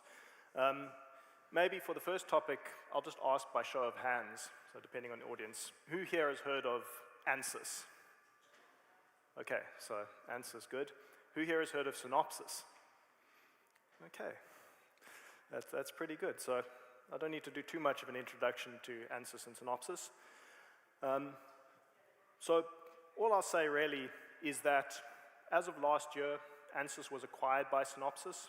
So now we are ANSYS part of Synopsys, which is opening up a number of possibilities across our software solutions. So going the whole way from electronic design at the sort of chip level up to physical components, simulation analysis, what I'm interested in at ANSYS.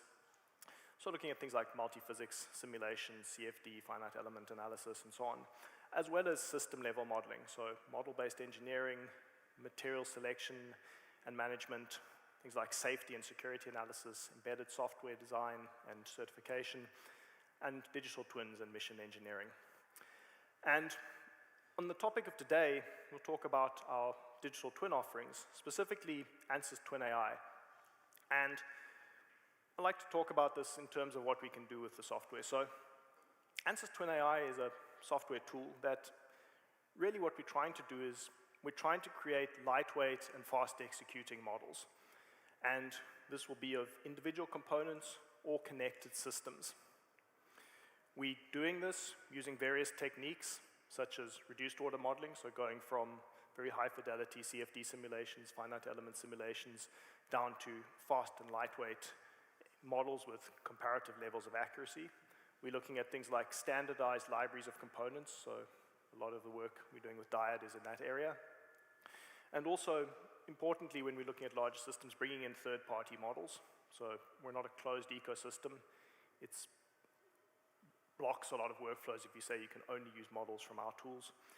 And we're also looking at, in the case of digital twins, this combination of current data measurements and historic data measurements. So how can we combine our knowledge of physics with what we're observing from how our systems are actually behaving in the field? And ultimately, to make this useful for digital twin workflows, we need to go from our desktop environment into something that we can export into some kind of simple executable form that we can deploy into downstream applications. And why are we doing this?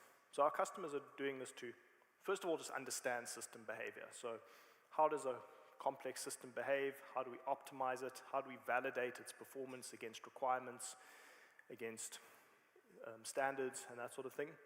We're looking at democratizing complex simulations. So a lot of what we do, particularly around reduced order modeling, is how can we take models which require complex tools and very high compute requirements, how can we expose their insights to non-expert users who generally don't have access to that but want to understand what the models are showing them? And then finally, we're doing this for digital twins. So connecting these models to live data, feeding additional insights into digital twin systems and digital twin ecosystems. And we're quite excited in this space to now be partnering with JuliaHub. We announced this, I think, was the end of last year, and our former CTO of ANSYS, now a senior VP of Synopsys, Prith Banerjee, sort of summarizes what we see about it. So a digital twin is more than a model. It's a living, dynamic representation of a system. And by integrating Dyad with JuliaHub's SciML technology, we're empowering engineers to build digital twins that can evolve with data. It's no longer a static physics model. It can evolve as we gain insights from the field. And a lot of this is around the integration of things like AI and SciML and libraries. So we see a number of customer benefits. We see this ability for having unified AI and physics intelligence. So much easier to apply SciML ecosystem to our physics models. We have better export to hardware in loop and embedded hardware platforms, as we've seen in many talks today and over the previous days. This is also a capability which we see a lot of value and which we want to bring into our tools. We're looking at things like system simulation and bringing those simulations earlier on in the design cycle. So how we can build very simple models to quickly decide whether systems will work or not, whether they meet requirements, or even what our requirements should be if they make sense. And then finally, also critical in many engineering applications, we're looking at domain-specific libraries. So as an engineer who's building a cooling system, I don't want to write a whole bunch of models to describe pipes and pumps and coolers and all of that. I just want to assemble some standardized, validated components to represent my system behavior. So it's very important to have libraries.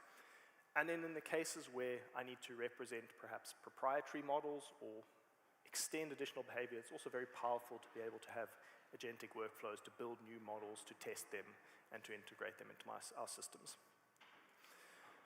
So now we can focus on a simple application example that a colleague of mine made to sort of show where we can integrate these tools in the process. And this is focusing on a data center application. So in data centers, one of the critical constraints is how quickly we can remove heat from the system. If you can remove more heat, you can have more powerful chips, you can put more of them in a given area, you can make better use of space and better use of power. And we start off designing this data center with a very, very simple model. We just have a primary loop removing heat from our servers, taking it into a heat exchanger, and from that heat exchanger we have a secondary loop taking the heat out of the building into a cooling tower. And we represent these with quite simple models at this stage. And we can walk through the process of how we might design this. So we start off with the absolute simplest model. So very simple lumped models, very few states, and we just want to get some understanding of our system. So first of all, we see that most of our cooling effect, or most of the temperature drop, occurs in the very first stage between the server itself and the cold plate. So most of the effect is just getting the heat out of the computer. And then once it's in the liquid system, there's just an 11 degrees Celsius drop between that cold plate and the cooling tower outside. So that gives us some initial focus for our design efforts. We don't really, at this stage, want to focus too much on the overall cooling system. Let's focus on the cold plate. Let's focus where it really matters. And we can also get some initial insights to say, for example, as we've currently sized this initial spec, we're a little bit undersized. So even at 75% load on the IT systems, we're already at 83 degrees Celsius, which is above our constrained temperature of 80 degrees. So we sort of know that we already may need to change the system, but let's look at bringing in some initial control to see if we can move from a standard operation just by controlling it to get a better operational behavior. And so we apply some initial control, optimize this using Diode and Julia, and as we'd expect, the control says when the server load is low, drop the pump speed, and you'll save a lot of power. When the server load is high, ramp it back up to 100%, but it has to be 100% because we're at capacity already on our system. And we also start seeing insights. For example, there's a cubic relationship between power and pump speed. So if we can make small reductions in pump speed, we can get very large reductions in power consumption. So at this stage, we might stop, but we actually want to investigate in more detail what's happening inside this cold plate. So now we move on to some 3D physics analysis. This is still very high level, so we're probably not looking at a very detailed geometry. It's just a rough CFD model, perhaps not a very fine mesh or anything like that, but to give us some indicative understanding of the behavior of the cold plate. And we can start adding off-design conditions. So up to now, we've looked at a single operating point, but what happens as we change the flow rate? The CFD model says, as we expect, if you lower the flow, the thermal resistance goes up. You increase it, it goes down. And so in the previous chapter, when the pump switches off, actually we'd have a much larger impact, and the effect on cooling capacity would be a lot worse than our initial model thought. We also can start understanding things like what happens as the system degrades over time, as it starts to deposit minerals or biological agents in certain areas on the cooling plate. How does the cooling capacity drop? And we start to see, well, a new plate, we can achieve our spec of 80 degrees. After 3 years of operation, when we hit about 30% fouling, we're now at 100 degrees Celsius. We can no longer reach our requirement. In fact, we're missing it by quite a bit. And this already starts telling us that things like predictive maintenance become very important on the system. And later on, we can start using these models as part of that predictive maintenance to determine our cycles. And then finally, by applying reduced order modeling techniques, we can take this heavyweight, very accurate model, but not slow in the context of optimization system simulation, and compress it down into a form that gives us insights that we can connect to an optimization algorithm, and at a speed that makes it feasible to run large numbers of optimization scenarios, particularly across time when we're looking at control. We also, as we start investigating the 3D physics, start uncovering some quite dangerous consequences of our initial assumptions. We made the assumption that we could treat this as a lumped cooling effect, and what we actually see is, as we start exploring the more detailed architecture, things like the GPU and the CPU are very close to the cold plate. The RAM and the voltage regulator are quite far away, so we have a significantly higher thermal resistance. And the impact of this is, if we assume a lumped model, we say we're at 80 degrees, we're fine. If we assume the actual model, we're hitting close to 150 degrees, which is a catastrophic failure on these components. And so we see the value of bringing in more advanced modeling and more advanced physics into these systems. And so finally, we can now redesign our system. So we introduce a more advanced model for the cold plate arrangement. We add some additional cooling on the RAM, and we incorporate our model for the fouling, and when we re-optimize the control. And this brings us to an initial model which now takes all of our components below the cooling threshold, and also has a power use efficiency close to 1.08, which is a great improvement over the previous iterations. And so in summary, we started off with a very high-level lumped model. We did some initial testing with the control to start understanding the behaviors in the operating space. We started some initial investigations of the more detailed 3D behavior, built reduced order models to integrate that into control design. We started to understand in that 3D behavior, we started understanding that some of our initial assumptions weren't correct. We needed to correct them. And then finally, we did an upgraded and optimized system that brings all zones below temperature and brings our power use efficiency into a very close value. And this cycle can complete through more and more detailed stages of the design, and then up the other side as we start integrating it and deploying it into the real world and taking these models and combining them into digital twins and so on. So with that, I say thank you very much. Thank you.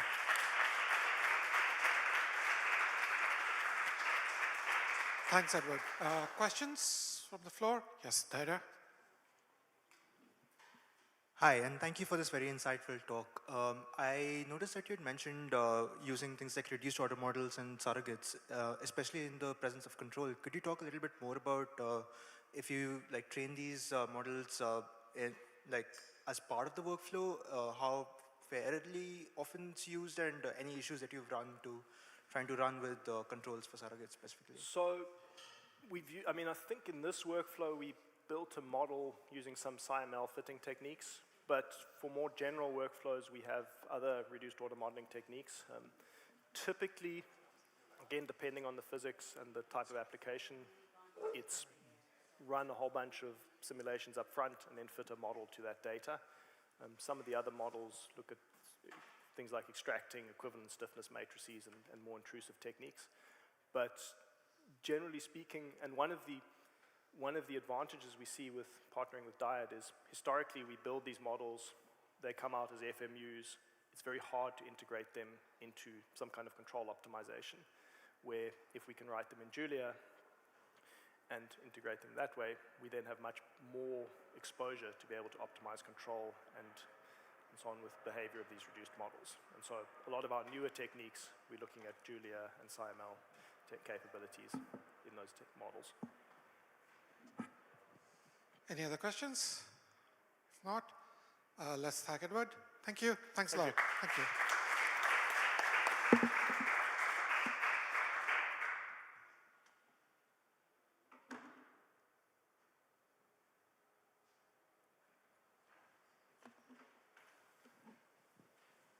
You have an HDMI cable, I guess? HDMI connector? Yes. I think you do. Thank you. Yeah, they'll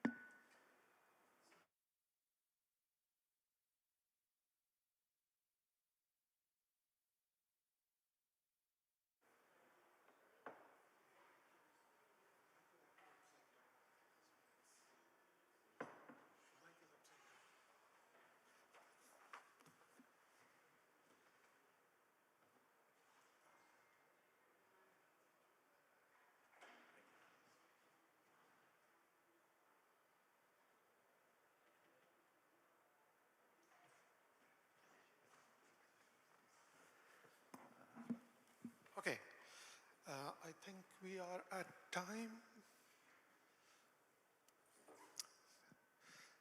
Thank you for staying on for what is the last talk on our Julia in Industry Mini Symposium today. And the last speaker is Nick Drescher from Boeing, who will talk about guidance, navigation, and control of satellites using Julia, which I guess is as rocket science as it gets. Take it away, Nick. Thank you, thank you. So hi, my name's Nick Drescher, and I would like to talk about how we use Julia to develop GNC software for geosynchronous satellites. So probably the first question is, what is GNC? GNC pretty much stands for guidance, navigation, and control. And I like to think of it as kind of the glue between the aspirations of what a program wants a vehicle to do and, well, reality. The program usually wants the vehicle to be super maneuverable, be able to observe all the time, every time, and don't use any of that fuel because it's really valuable. So this is kind of where the GNC engineers step in, because we have thrusters that love throwing fuel overboard. We have sensors that have constraints, noise, delays, and we then have one other thing. Yeah, and thrusters that only go in one direction, right? So you have to find a way of coming up with algorithms that get you from point A to point B, to kind of find the best way of mixing these sensors and actuators into a way that gets you the most performance as possible. So why Julia? The high-level math support really was one of the first things that made us think of Julia. It makes it very, very easy to write the kind of algorithms that GNC engineers like to use. Things like common filters, control laws. And it's also very fast. It's close to C or C++. And this combination is really great for someone like me who doesn't really know C or C++. So it's kind of a way of cheating the system a little bit, get the speed, but still be able to program in something that is easy for me to understand.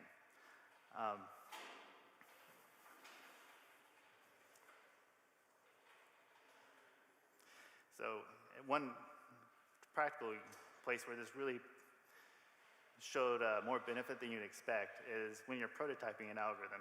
You do a lot of the small little changes here and there, and you really want to remember what it was you were trying to change by the time you get the results, especially if you're dealing with a satellite that takes 24 hours of sim time just to get one orbit. So you really need something that's fast, that compiles fast, runs fast, and kind of help you with your iterative development. So, yeah, what do I mean by reuse? GNC engineers need some way of showing that our algorithms work, but we generally do not get to fly the vehicle. They don't let us near it usually. So we have to resort to basically simulating everything. This lets us show that our algorithm works via simulation pass-fail criteria. Basically, it's usually called requirement verification. This simulation is then used to help prototype the GNC algorithms, but also go back, refine the requirements, figure out when the requirements are basically infeasible themselves. Also verify the requirements once you've locked down the design, but then you have this pretty good simulation. So the rest of the program is like, we don't want to redevelop that. So we'll go ahead and use the GNC simulation in a lot of cases for mission design. And then one other big point, mission design, also hardware in the loop. But one other big place where we could get reuse is that GNC model that's in the simulation. If that could just be reused and exported to the hardware, to the target hardware, then the whole flight software redevelopment wouldn't have to take place. So you could just basically reuse the same Julia code. Okay, so here's where you kind of go into the details, kind of like a use case of how we happen to use Julia, in case it helps anybody else out there. This is a wall of text, so I'm not going to read through it. It's kind of meant for going back if anybody's curious about the details. But as a high-level overview, we basically just broke down our simulation into models, and those models were basically implemented as modules in Julia. So think of things like dynamics, the IMU, the thrusters, etc. And then trying to keep everything kind of constrained and easily understood. We kind of had a rule that if your model had continuous time variables, then you would have one function called dxUpdate, and all it would do is give you derivatives. And then if you had a discrete function or a discrete update, it would just be model name, bang, and then a very particular function signature. The state would basically be a mutable state struct. And that's kind of where you put in all the information, all the persistent memory that your function needed. Data is just something that's not critical. It's something just for reporting, something that you use for analysis, but it doesn't have the high criticality of like the actual algorithm itself. Parameters and inputs. Parameters are pretty easy. It's things that are fixed for the vehicle, for the life of that particular vehicle. So it's is bits, not mutable, kind of like hard-coded in. And then inputs is another thing that's just the inputs for that cycle. One thing I found is good to make that is bits too, because a lot of people that are not necessarily software focused find passing by refs kind of be magic, spooky things happening at a distance. So just locking that down just made everything very simple. So putting all this information, oh, and one other cool thing about putting the state struct there is that it made it very easy to keep it allocation free. And then once you have all of your mutable data in one place, it makes it very easy to resume the simulation at any simulation point. Because it's already kind of baked in from the beginning. You don't have to do anything fancy at the end of it.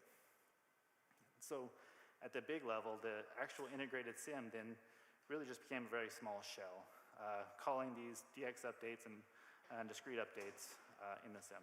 That's all where the complexity is all living down in the actual module itself. So I mentioned before it'd be really cool if we could take this math model that is the GNC algorithms and take that and put that on the satellite bus.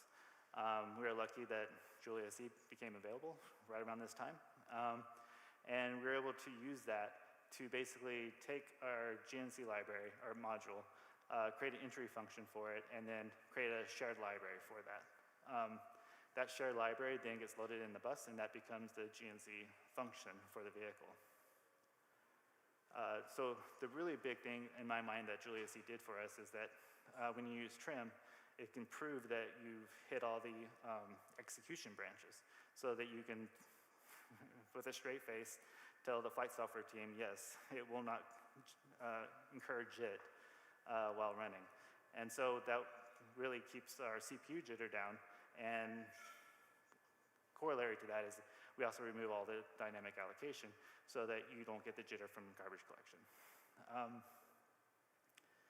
And then kind of even better, because at the end of the day, we want this thing that's on the vehicle to match perfectly to the thing that's in our Monte Carlos, because again, we test the Monte Carlos, we don't get to test the vehicle. So we want that to be identical. And by forcing basically FMA on all the calculations, we're able to show that our x86 workstations, and a lot of different workstations, because different, like we just basically hoard computers, they all match our ARM64 executable, bit for bit when we run our scenarios. So it makes it very easy to verify that these two are the same. The on-target binary is the same thing that's in our simulation. And the biggest thing here that allowed this was having JET in our CI pipeline. It kind of allowed us to get rid of the allocations, but then keep them out when we're doing really, really rapid development. All right, so kind of a bit of an aside, but GNC engineers usually really love their state machines. So one thing that was really, dynamic dispatch gets you this real easily, but it allocates, so unfortunately you can't use it that way. One thing that was a nice workaround is you can use valve split, and with a simple macro, you kind of get the same kind of concept, but under the hood, it just creates an if-else statement. So no dynamic dispatch, and that if statement actually gets updated if a new dispatch comes along. But I don't want to be too hard on dynamic dispatch because it's actually kind of cool, especially when you're not in a hot loop. It really makes it easy to create a Monte Carlo framework. All of your information on how to disperse the parameter could be localized to the module that actually owns that parameter. And so whenever you just create a method, that module can create a method on like disperse. And at the high level, all you have to do is know that you call disperse on that property or that parameter struct, and you automatically get the correctly dispersed like inertia tensor or reaction wheel motor current, whatever. Oh, and I do want a quick shout out to distributed.jl because it's actually very robust. We have been using it to distribute Monte Carlos across many machines for a while. for 4 years and never had it crash on us, which is pretty exceptional compared to previous experiences I've had.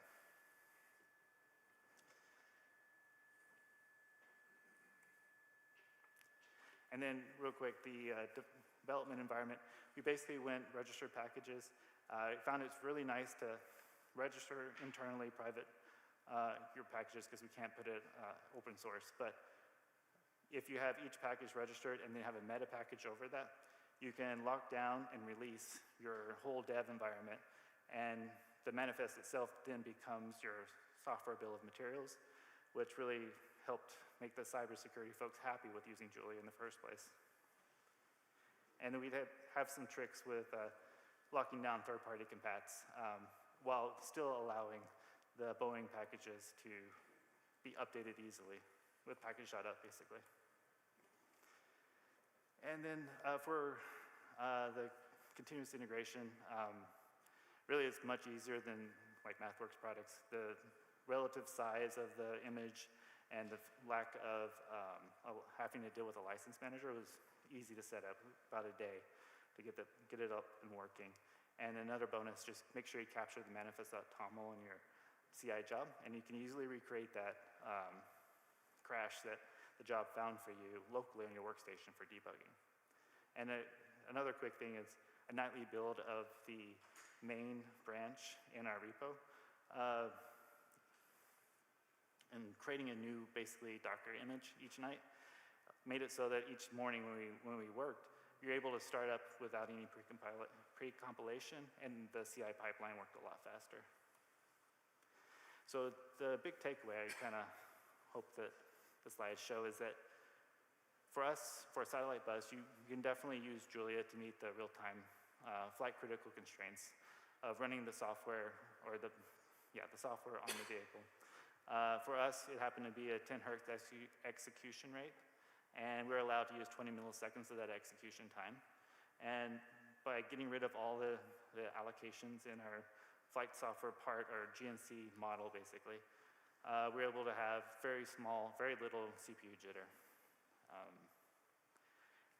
And the other thing is you can actually use Julia as a single language, kind of going through the full workflow of a GNC program. So going from modeling to prototyping, requirement verification. We actually use Julia to drive the Hill environment, the hardware in the loop environment, as well as creating the flight software binary. And yeah, so these are the packages that I think are critical. We use more, of course, but I think these are the main. Okay, that's all I got.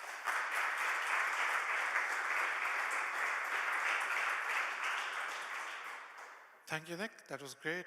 Any questions from the floor? Yes, Michael.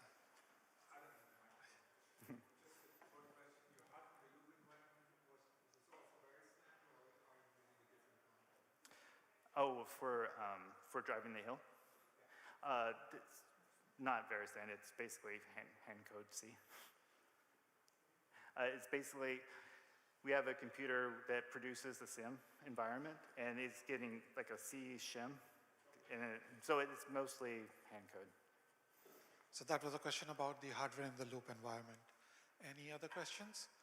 I have one. I know you've been using Julia for a while now. Can you talk a little bit about the social aspects of it, working with Julia with your team, convincing them to use Julia, or training them in Julia? How has it been? Yeah, so MATLAB is definitely the thing that we grow up with as a GNC engineer. And I would say that training up someone in using Julia coming from MATLAB, it's like a steep learning curve, but it doesn't take more than like a month of and they're very proficient at the end of the month, and generally they don't want to go back. So it's been a positive thing. And I would even say, and sometimes when you're hiring in, sometimes I have a few job applicants be more excited about the job after mentioning that we're using Julia. So I think it's been, on the social aspect, kind of pretty good. Also, the community is really great for answering questions. And so I've been surprised that I almost always find someone to help me out. So it's been great. Thank you. There's one last question, I think, since we have time, I think we can manage. Just out of curiosity, is this running on any operational satellite, or is it like planned, so planned for launch? I can say that it's in the hill stage, and that's about all I can say right now. Like hardware in the loop testing, basically. Okay, thank you. Thanks, Nick. Thanks a lot.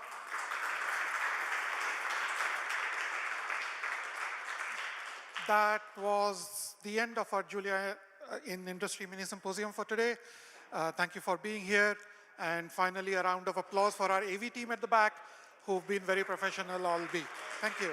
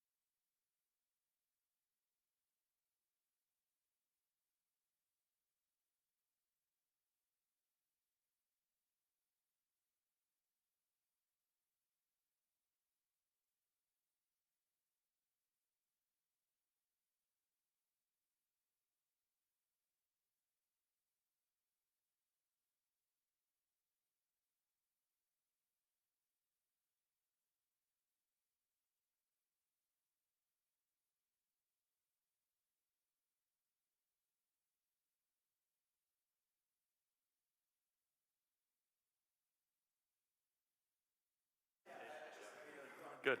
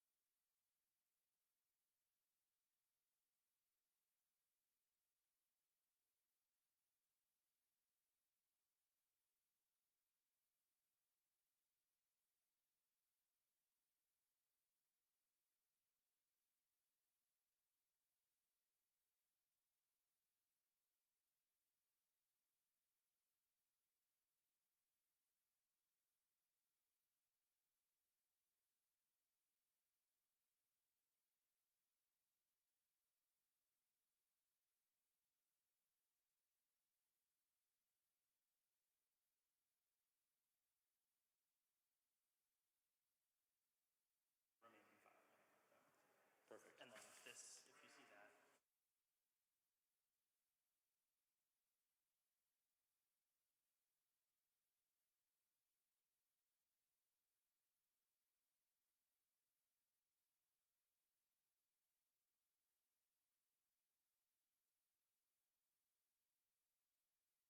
No, just, okay, yeah, works.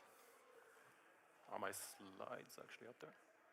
Oh, yeah, let's get the screen should be here. I believe that lower, This one one? of these guys actually. should do it. It might. So that moves this. Okay.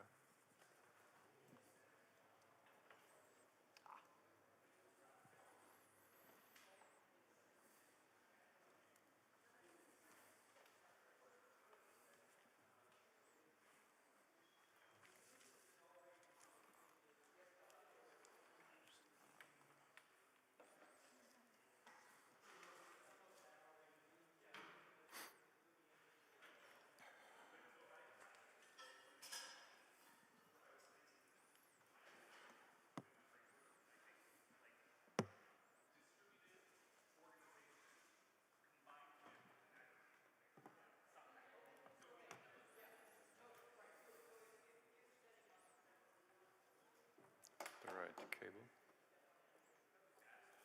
Ah, there we go. Okay, that's not doing what I wanted to do.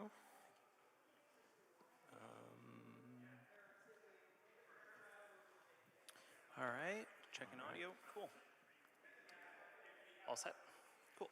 All right, everybody. Thank you for joining us for what I believe is our last session of the day. So we have Tim Weiland speaking to us today about scalable Bayesian spatial modeling in Julia with GMRFs and INLA. Take it away. Perfect, thank you very much. All right, hello everybody. Allow me to start with a cold open. That's actually more of a hot open, which kind of fits the theme of the temperatures today. I brought today an example of wildfire modeling across the Earth. So the setting is, I grabbed some data online of wildfire counts across the Earth and across time. And now the task is, well, this data is noisy, it might be sparse, and what you would like is you would like to infer a smooth risk map of wildfires across space-time. So yeah, what you do is you do Bayesian inference, and in this case, spatial-temporal Bayesian inference on the sphere. And this is what you see here. You have a mean, you have a standard deviation. Actually, you have full distributions. You could do samples, whatever. And all of this I computed in half an hour on my laptop. And the rest of the talk is about teaching you how that works. Yeah, so my name is Tim Weiland, and my talk is titled Scalable Bayesian Spatial Modeling in Julia with Gaussian Markov Random Fields and INLA. And that's a lot of buzzwords, and we will kind of decompose them step by step now. So first of all, what even is Bayesian inference? I'm hoping most of you know the rough idea, but just a one-slide refresher. The idea is you have some latent object you want to infer. We call this X. You have some data you observe. We call this Y. And now what Bayesian inference does is it answers the question of what does y tell me about x? And one way to set this up is written up here. You write down a data generating model. So first you write down a prior over the latent object, which expresses your prior knowledge about the thing you want to infer. And then you write down a likelihood. And then Bayes' theorem says that the posterior, so the probability of x given y, is proportional to the product of the two. And there's a normalizing constant here, that's why it's only proportional. So let me give you an example. If we want to infer the fire rate for a certain state at a given week, we first write down our prior assumption about what that might be. And then we actually observe that at a given week, we have 12 fires. And then that gives us a likelihood that looks like this. And our Bayes' theorem says, okay, wow, actually there was a lot more fires than expected. So in my posterior, I kind of shift my belief towards expecting more fires per week. So that's all very nice, but this example was in 1D and it's very easy. You can compute this very quickly. But in practice, this latent object and the data are often very high dimensional. So the question is, what do you do? And the answer that's been very popular across the last 10 years, I suppose, and that's kind of responsible for democratizing Bayesian inference, is to use a probabilistic programming framework, like Turing.jl, for example, which is just a modeling language that lets you write down your data generating model, and then you just pass that to an inference algorithm, which is usually based on Markov chain Monte Carlo. So you sample many times, and then through these samples, you can compute quantities of interest of your posterior. And like I said, this is very nice, very general, and you can use it for almost anything, but it's not always the best choice, is the argument I want to make today. Because if you look at spatial and spatial temporal models, you actually get one latent node per point on your mesh, or even across space-time. So this very quickly becomes very expensive. So what do? What you do is you restrict the class of data generating models that you look at to latent Gaussian models. These are data generating models with a very specific structure. You have a very big Gaussian latent field, so this would be across your sphere and across time. And this latent field, so usually it's like a Gaussian process that you're discretizing, it depends on some hyperparameters. Like a Gaussian process has an output scale, it has a length scale, and those you also want to do Bayesian inference over. And you kind of split it into this hierarchy. You start with the hyperparameters, then the latent field, and of course, finally, you have the likelihood, as always. And this seems now like a restriction, but actually it turns out you can use this for many problems across spatial and spatial temporal statistics. So why does that help us? If we now look at the latent field, it's Gaussian, and we want to kind of condition this Gaussian on the likelihood. And you might know that Gaussian algebra exists, right? So you can do this conditioning in closed form in some cases. The thing is, so a Gaussian has a mean and a covariance, and usually the expensive part of conditioning is inverting this covariance matrix. What we are going to do instead is we are going to look at the precision matrix, which is the inverse of the covariance matrix. And this matrix has the really nice property that 0 entries in this matrix correspond to conditional independencies between the corresponding nodes, also known as Markov structure. So basically, if you imagine a grid in 1D or in 2D, and you have a very sparse precision matrix, then the statement you're making is that information propagates only locally. And this turns out to be a really good assumption or approximation for spatial models, because that's kind of how information behaves usually. And another point I want to make here is that just because the precision matrix is sparse doesn't mean you're throwing away anything in the covariance. So the covariance is the inverse, and the inverse of a sparse matrix is generally still fully dense. Right. So that's the idea, and then you have a very sparse matrix, and then conditioning turns into factorizing this sparse matrix, for which you use sparse linear algebra, which scales a lot more favorably than dense linear algebra. Now the question is, how do you actually get these sparse precision matrices? And perhaps the most popular approach in spatial statistics that people have found is they usually use Matern Gaussian processes. And you can show that a Matern Gaussian process is equivalently the solution of a stochastic PDE, this Whittle-Matern SPDE up here. So the thing on the right-hand side is a white noise process, and this X is the Matern process then. And the nice thing now is that if you throw the finite element method at this, you discretize a Gaussian process, so you get a finite dimensional Gaussian, and this automatically has a sparse precision matrix. So that's how you get there. It's a really nice idea, I think. And the bonus now is that because it's an SPDE, of course, you can also just define it on a manifold. So if you now wanted a Gaussian process over a map of the UK, you can do that. If you wanted it over a sphere, you can do that. Just define your SPDE on the corresponding manifold, form the mesh there, discretize, and you get a discretized GP on that manifold. So that's very nice.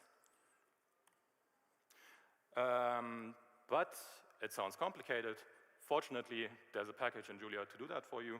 It's called Gaussian Markov Random Fields.jl, a GMRF for short, which is just a name for one of these Gaussians with a sparse precision.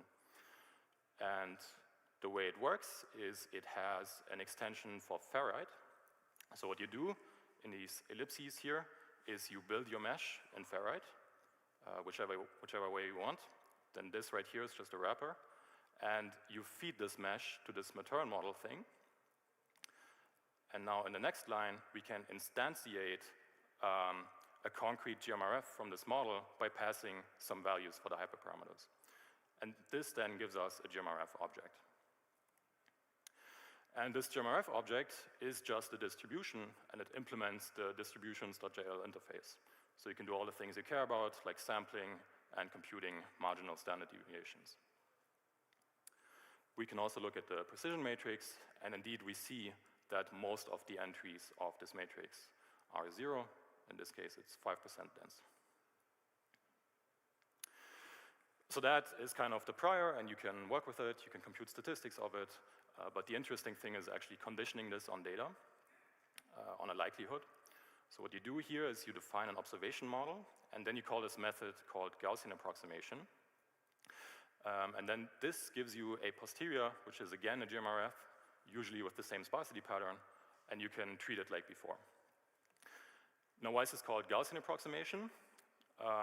If you have a Gaussian prior and a Gaussian likelihood, then the posterior is again Gaussian. But if you now have something like a Poisson likelihood or binomial, then the posterior is not going to be Gaussian again. So what you do is you find the mode of this non-Gaussian posterior through Gauss-Newton optimization, and then around the mode, you do a second-order Taylor expansion of the log density. This is called a Laplace approximation, and this is what this method does for non-Gaussian likelihoods. Some other properties of this package, you can flexibly exchange the backend that does the sparse linear algebra for you. So you can choose between Cholmod, Paradiso, cliquetrees.jl. We support various autodiff packages. Like I said, we interface with ferrite for finite elements, and we have a zoo of models already pre-implemented. And if you're missing your favorite GMRF, then just let me know, and I can implement it. Okay, so that was kind of the middle part of this latent Gaussian model, if you remember. But we also have the hyperparameters, and we would like to do fully Bayesian inference over everything. And for this, there's been a method developed which is called integrated nested Laplace approximation, or INLA for short. And as the name implies, you basically do the Laplace approximation many times. So what does that look like? The first step of INLA is you look at the hyperparameter posterior. So here we have two hyperparameters, and we're plotting the density of that. And the first step of INLA is to find the mode of this. And now if you look at this, it's P of theta given y, so there's no x appearing there anymore. So what you need to do is you need to marginalize out the x. And this you can do through a Laplace approximation. So the moment you have this posterior of the latent field, you can use that to compute this quantity right here at one point. And the idea is now you do this to evaluate this guy, and then you do some optimization routine like LBFJS to find the mode of this. So each point that I'm evaluating here does one Laplace approximation of this big Gaussian latent field. And then eventually you find the mode. Once you've found the mode, the idea is you want to now get marginals of both the hyperparameters and of the latent field. So you basically want a distribution for each node of your latent field and of your hyperparameters. And the way you do that is through numerical integration, because you're assuming that you have few hyperparameters. So you can actually do this. It's a low-dimensional space, and their quadrature is usually a better idea than MCMC. So yeah, you just do numerical integration with more and more points to marginalize over this guy. And then on the right-hand side, you see that for each of these points, I get one of these Gaussians. And as I linearly combine them with the integration weights, I become closer and closer to the true marginal. And that's the rough idea of INLA. There's a lot more details, but that's the idea. Okay, so let me show you a full workflow. On a spatial disease mapping example, it's called the Scotland lip cancer example. It's a very nasty name, but still interesting to look at. So the idea is we look at a map of Scotland. We partition it into its different regions, you know. And for each district, we measure the occurrence of lip cancer. And now, again, this is noisy. You have measurement noise, because especially for small districts. And so what you would like is you would like to get a smooth and trustworthy map from this by basically letting neighboring states share information between each other. And this you do through Bayesian inference. And for that, and also for this whole process of doing INLA on a latent Gaussian model, I developed a package called latte.jl, which builds on top of dynamic PPL, which is the same PPL behind Turing.jl. And here's an example model. So what you do is first you write down a prior over a hyperparameter. In this case, you have one, which is your smoothing strength. You have a fixed effect for an intercept and one covariate. I think the covariate is the percentage of the population that does outdoor work or something like this. You have your random effects. This is a Bézak model. It just means that you actually have this sharing between neighboring states. And then finally, you have the likelihood, which in this case is just Poisson, because you're observing counts of something. And once you've written down your model, just like with Turing, you pass it to your inference algorithm, which is now not MCMC, but INLA. And then the output of this looks like this. You get marginals over both every component of your latent field and over your hyperparameters. We can now look at some of these states, and we get a mean prediction for the relative risk of this disease. We get 90% confidence intervals. And you could sample from this and compute other quantities of interest from these distributions. And you also get marginals over your hyperparameters here on the right. And one thing to note here is that because it's this highly structured, highly specialized algorithm, it's very fast. So fitting this whole fully Bayesian inference thing here took 20 milliseconds, roughly. Which is nice because it allows me to iterate a lot quicker on my model. If I now wanted to change some hyperparameter of my model, I can do that, and it takes me 20 milliseconds to see what happens. Okay, so that's all nice, but how does it compare to R INLA, which is like the state-of-the-art implementation in R that people are currently using? So let me switch to this. So latte.jl has a website, latte.jl.org, with benchmarks. And we compare on various problems against R INLA. And you can see we are pretty much always faster, in many cases, orders of magnitude.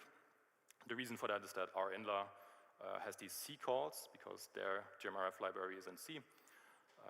Here, everything is in pure Julia, so we're very fast, and we match the accuracy of them on the quantities we care about.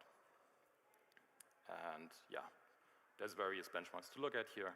We also have a validation page to ensure that your inference actually does what it's supposed to do. So you can take a look at that. Okay. So now, finally, let me return to the wildfire example. The thing is, it's actually pretty much the same idea as the spatial disease mapping example, because for both, you want to somehow smooth over space, and you're observing counts. So the idea is very much the same. We only have 4 more lines of code here, and most of those come from having more hyperparameters now. As you can see now here, I have 4 hyperparameters. Again, I have a fixed effect for the intercept of this model. And my random effects are now a separable model. It's basically a Kronecker product of an AR1 process across time and a Matern process across space. And then finally, once again, my likelihood is just Poisson. And yeah, if you do that, you get these pretty plots I showed you at the start. And now I can give you a bit more details on those. So the data set I used is this modest data set for active fire detections between 2019 and 2023. The interesting bit is that I actually here chose an adaptive mesh, which has a lot finer resolution on land than it does on the ocean, which makes sense because there's no wildfires going on in the ocean. And in this way, you know, you get a lot more bang for your buck in some sense, right? For the same dimensionality, you are more accurate where you want to be. And then finally, I do this for 12 months in a year. So it's a space-time simulation. And this then gives me a 133,000 dimensional latent field. And I do inlaw on this, so fully Bayesian inference in 32 minutes on a laptop, which I would argue would have taken more time with an MCMC-based approach. All right. So slowly starting to wrap up now. I showed you this inline engine of Latte, basically, but it supports more than that. It's basically a general probabilistic programming framework for latent Gaussian models.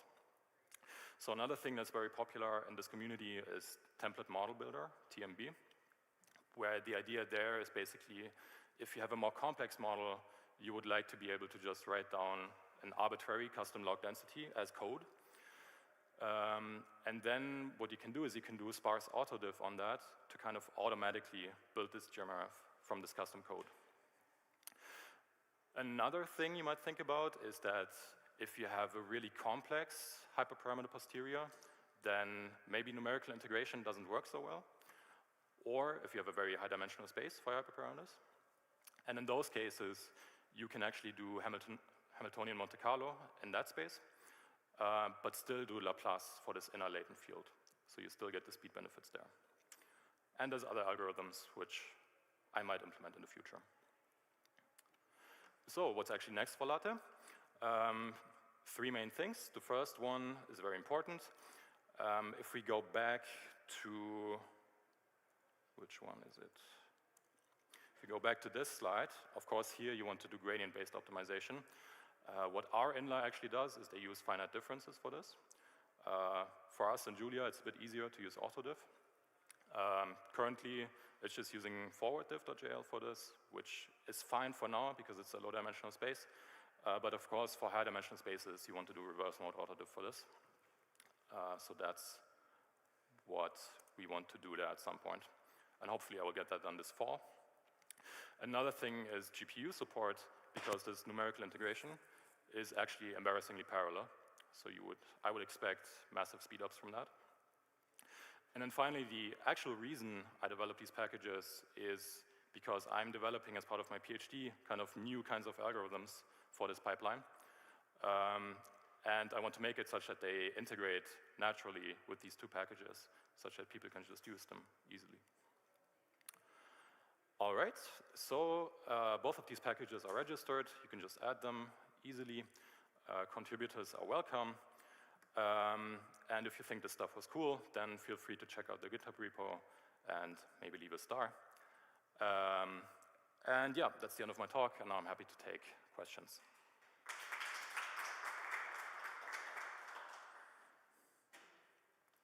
Thank you for that really awesome talk. I love how well put together all of this was. Really great job. We have a good bit of time for questions, so let's get started. Yeah, thanks. It was super interesting and super useful. I read more and more that a lot of people who are solving partial differential equations or trying to solve partial differential equations, one way to do that is with Gaussian processes, conditional random fields, where you put your differential equation as some kind of constraint into this. Yeah. Is this something that is easily possible or something that can be supported? Yeah, that's a great question because that's actually what I do in my PhD. So yes, this is very much what the goal is for this. And I held a tutorial at ICML this year where we do exactly this. So we do parameter inference for PDE, where you're like trying to infer the source of an oil leak in a harbor. And there you have an advection diffusion PDE that you're constraining your model on with exactly this approach. And it works in latte. So yeah, it's possible. And could you then also, if you have a part that's PDE, or you know that there is some conservation of mass or diffusion, but there are processes that you don't know but maybe want to infer, is that then something that would be possible? Like you can, some kind of data-driven hybrid type of model? Can you be a bit more specific? I'm not sure I understand. I'm not sure if I can. If you have like a population, you're modeling population, and you know that changes in population, that this is something that there is a conservation of mass or of people, but you're not entirely sure of the directions or the way they're moving. This is something you want to learn from data, or you want to condition on data. So something that is, so basically what you typically try to do with conditional random fields, like fitting it on data, but you do know some things that you can condition on, like conservation of mass or like monotonicity or other properties that might be conditioned. Yes, so if I go back to this latent Gaussian model slide, where was it actually? Sorry, it was a bit further back. The way I would set this up is basically these quantities you don't know about in your PDE. So first of all, conditioning on your PDE then becomes a likelihood of some form in this approach, yeah. And then this likelihood has some unknown terms, like maybe some unknown diffusion coefficient or something else you're not entirely sure of in the PDE. And this you would then put into this theta right here. And with this approach, you then kind of, you are able to express a prior over this theta, so maybe you know roughly where it might be. If you don't, then you put a uniform prior. And then if you feed this to inla, you get marginals over everything. And you also marginalize over the fact that you don't know certain parameters of your PDE. So that would be a way to do it, yeah. Any additional questions? I have one. Oh, do you have another? Can you do also volumes? What do you mean by volumes? Can you go, what you've shown is 2D. Yeah. Can you also do 3D, for example, if you have like some kind of volume in which you have observations? Is it fully independent of the number of dimensions? I mean, the sparse linear algebra becomes more expensive. So usually what you do in 2D and 3D is you use nested dissection to reorder the columns of your matrix. And the complexity you get from that is n to the 1.5 in 2D, and it's n squared in 3D. So of course, it gets more expensive, but you can still do it. Yeah, definitely. Any additional questions? If not, I have one myself. Okay. You mentioned at the end taking a look at using GPUs to parallelize this problem. Yep. I'm wondering, even going beyond that, are there any limitations to further scalability, say going to like multiple GPUs, going to even multi-node kind of systems as you're really, I suppose, I don't know the right terminology here, but with you're working with very, very large problems, or say 3-dimensional or n-dimensional problems. What do you see as like the limitations to scalability, or really are there any? So I think this is absolutely possible. If you go back to this slide, right, all of these points are independent of each other. So you couldn't just do this on a GPU, you could also have multi-node setups on HPC. And in fact, the Inla crowd actually does this. So they run these multi-node computations. And I think it's very possible and probably also not too hard to implement in Julia, because you have these nice packages to do it for you. So I would say the main limitation for scalability is still just these sparse linear algebra routines that they don't scale infinitely. It's like it can scale to maybe 1 million, 10 million nodes, still quite feasibly, and beyond that you kind of get a lot of fill-in in your matrix, which kills you a bit. But even for that, people are working on things. Gotcha. I have one more question. How did you generate all of these amazing visualizations? I mean, this was very, very cool to see everything you've shown up here. So the slides are SlideF, and then these things right here are Vue components that I got Claude to help me with, honestly. So it's iterating with Claude on these Vue components. Yeah. Awesome. And then the data for these actually comes from the package. That's really cool. Really, really beautiful presentation. Thank you. Thank you. We have time for one more question if anyone has. One question? All right. Just for, people on the stream. Thank you for the talk, and yeah, also very slick presentation. It's very nice. You were talking about supporting all of these different differentiation backgrounds, backends. Have you considered using the differentiation interface? Yes, it does use that to some degree. Okay. The thing is, you can't just use any existing auto-diff backend and expect things to work. From some parts of the pipeline, you actually need to implement custom rules. So in particular, you do this Gauss-Newton optimization, right? And if you now throw forward diff at it, it will happily just diff through all of the iterations, which is really slow. Instead, you can use the implicit function theorem. And this you basically have to re-implement for everything. And then there's also some sparse matrix stuff that doesn't really behave nicely everywhere, so you need custom rules for that. So that's a bit annoying, but it's mostly taken care of now. Okay. Thank you. Thank you. All right, well, I think that's all the time that we have, but let's thank our speaker again for this awesome presentation. Thank you.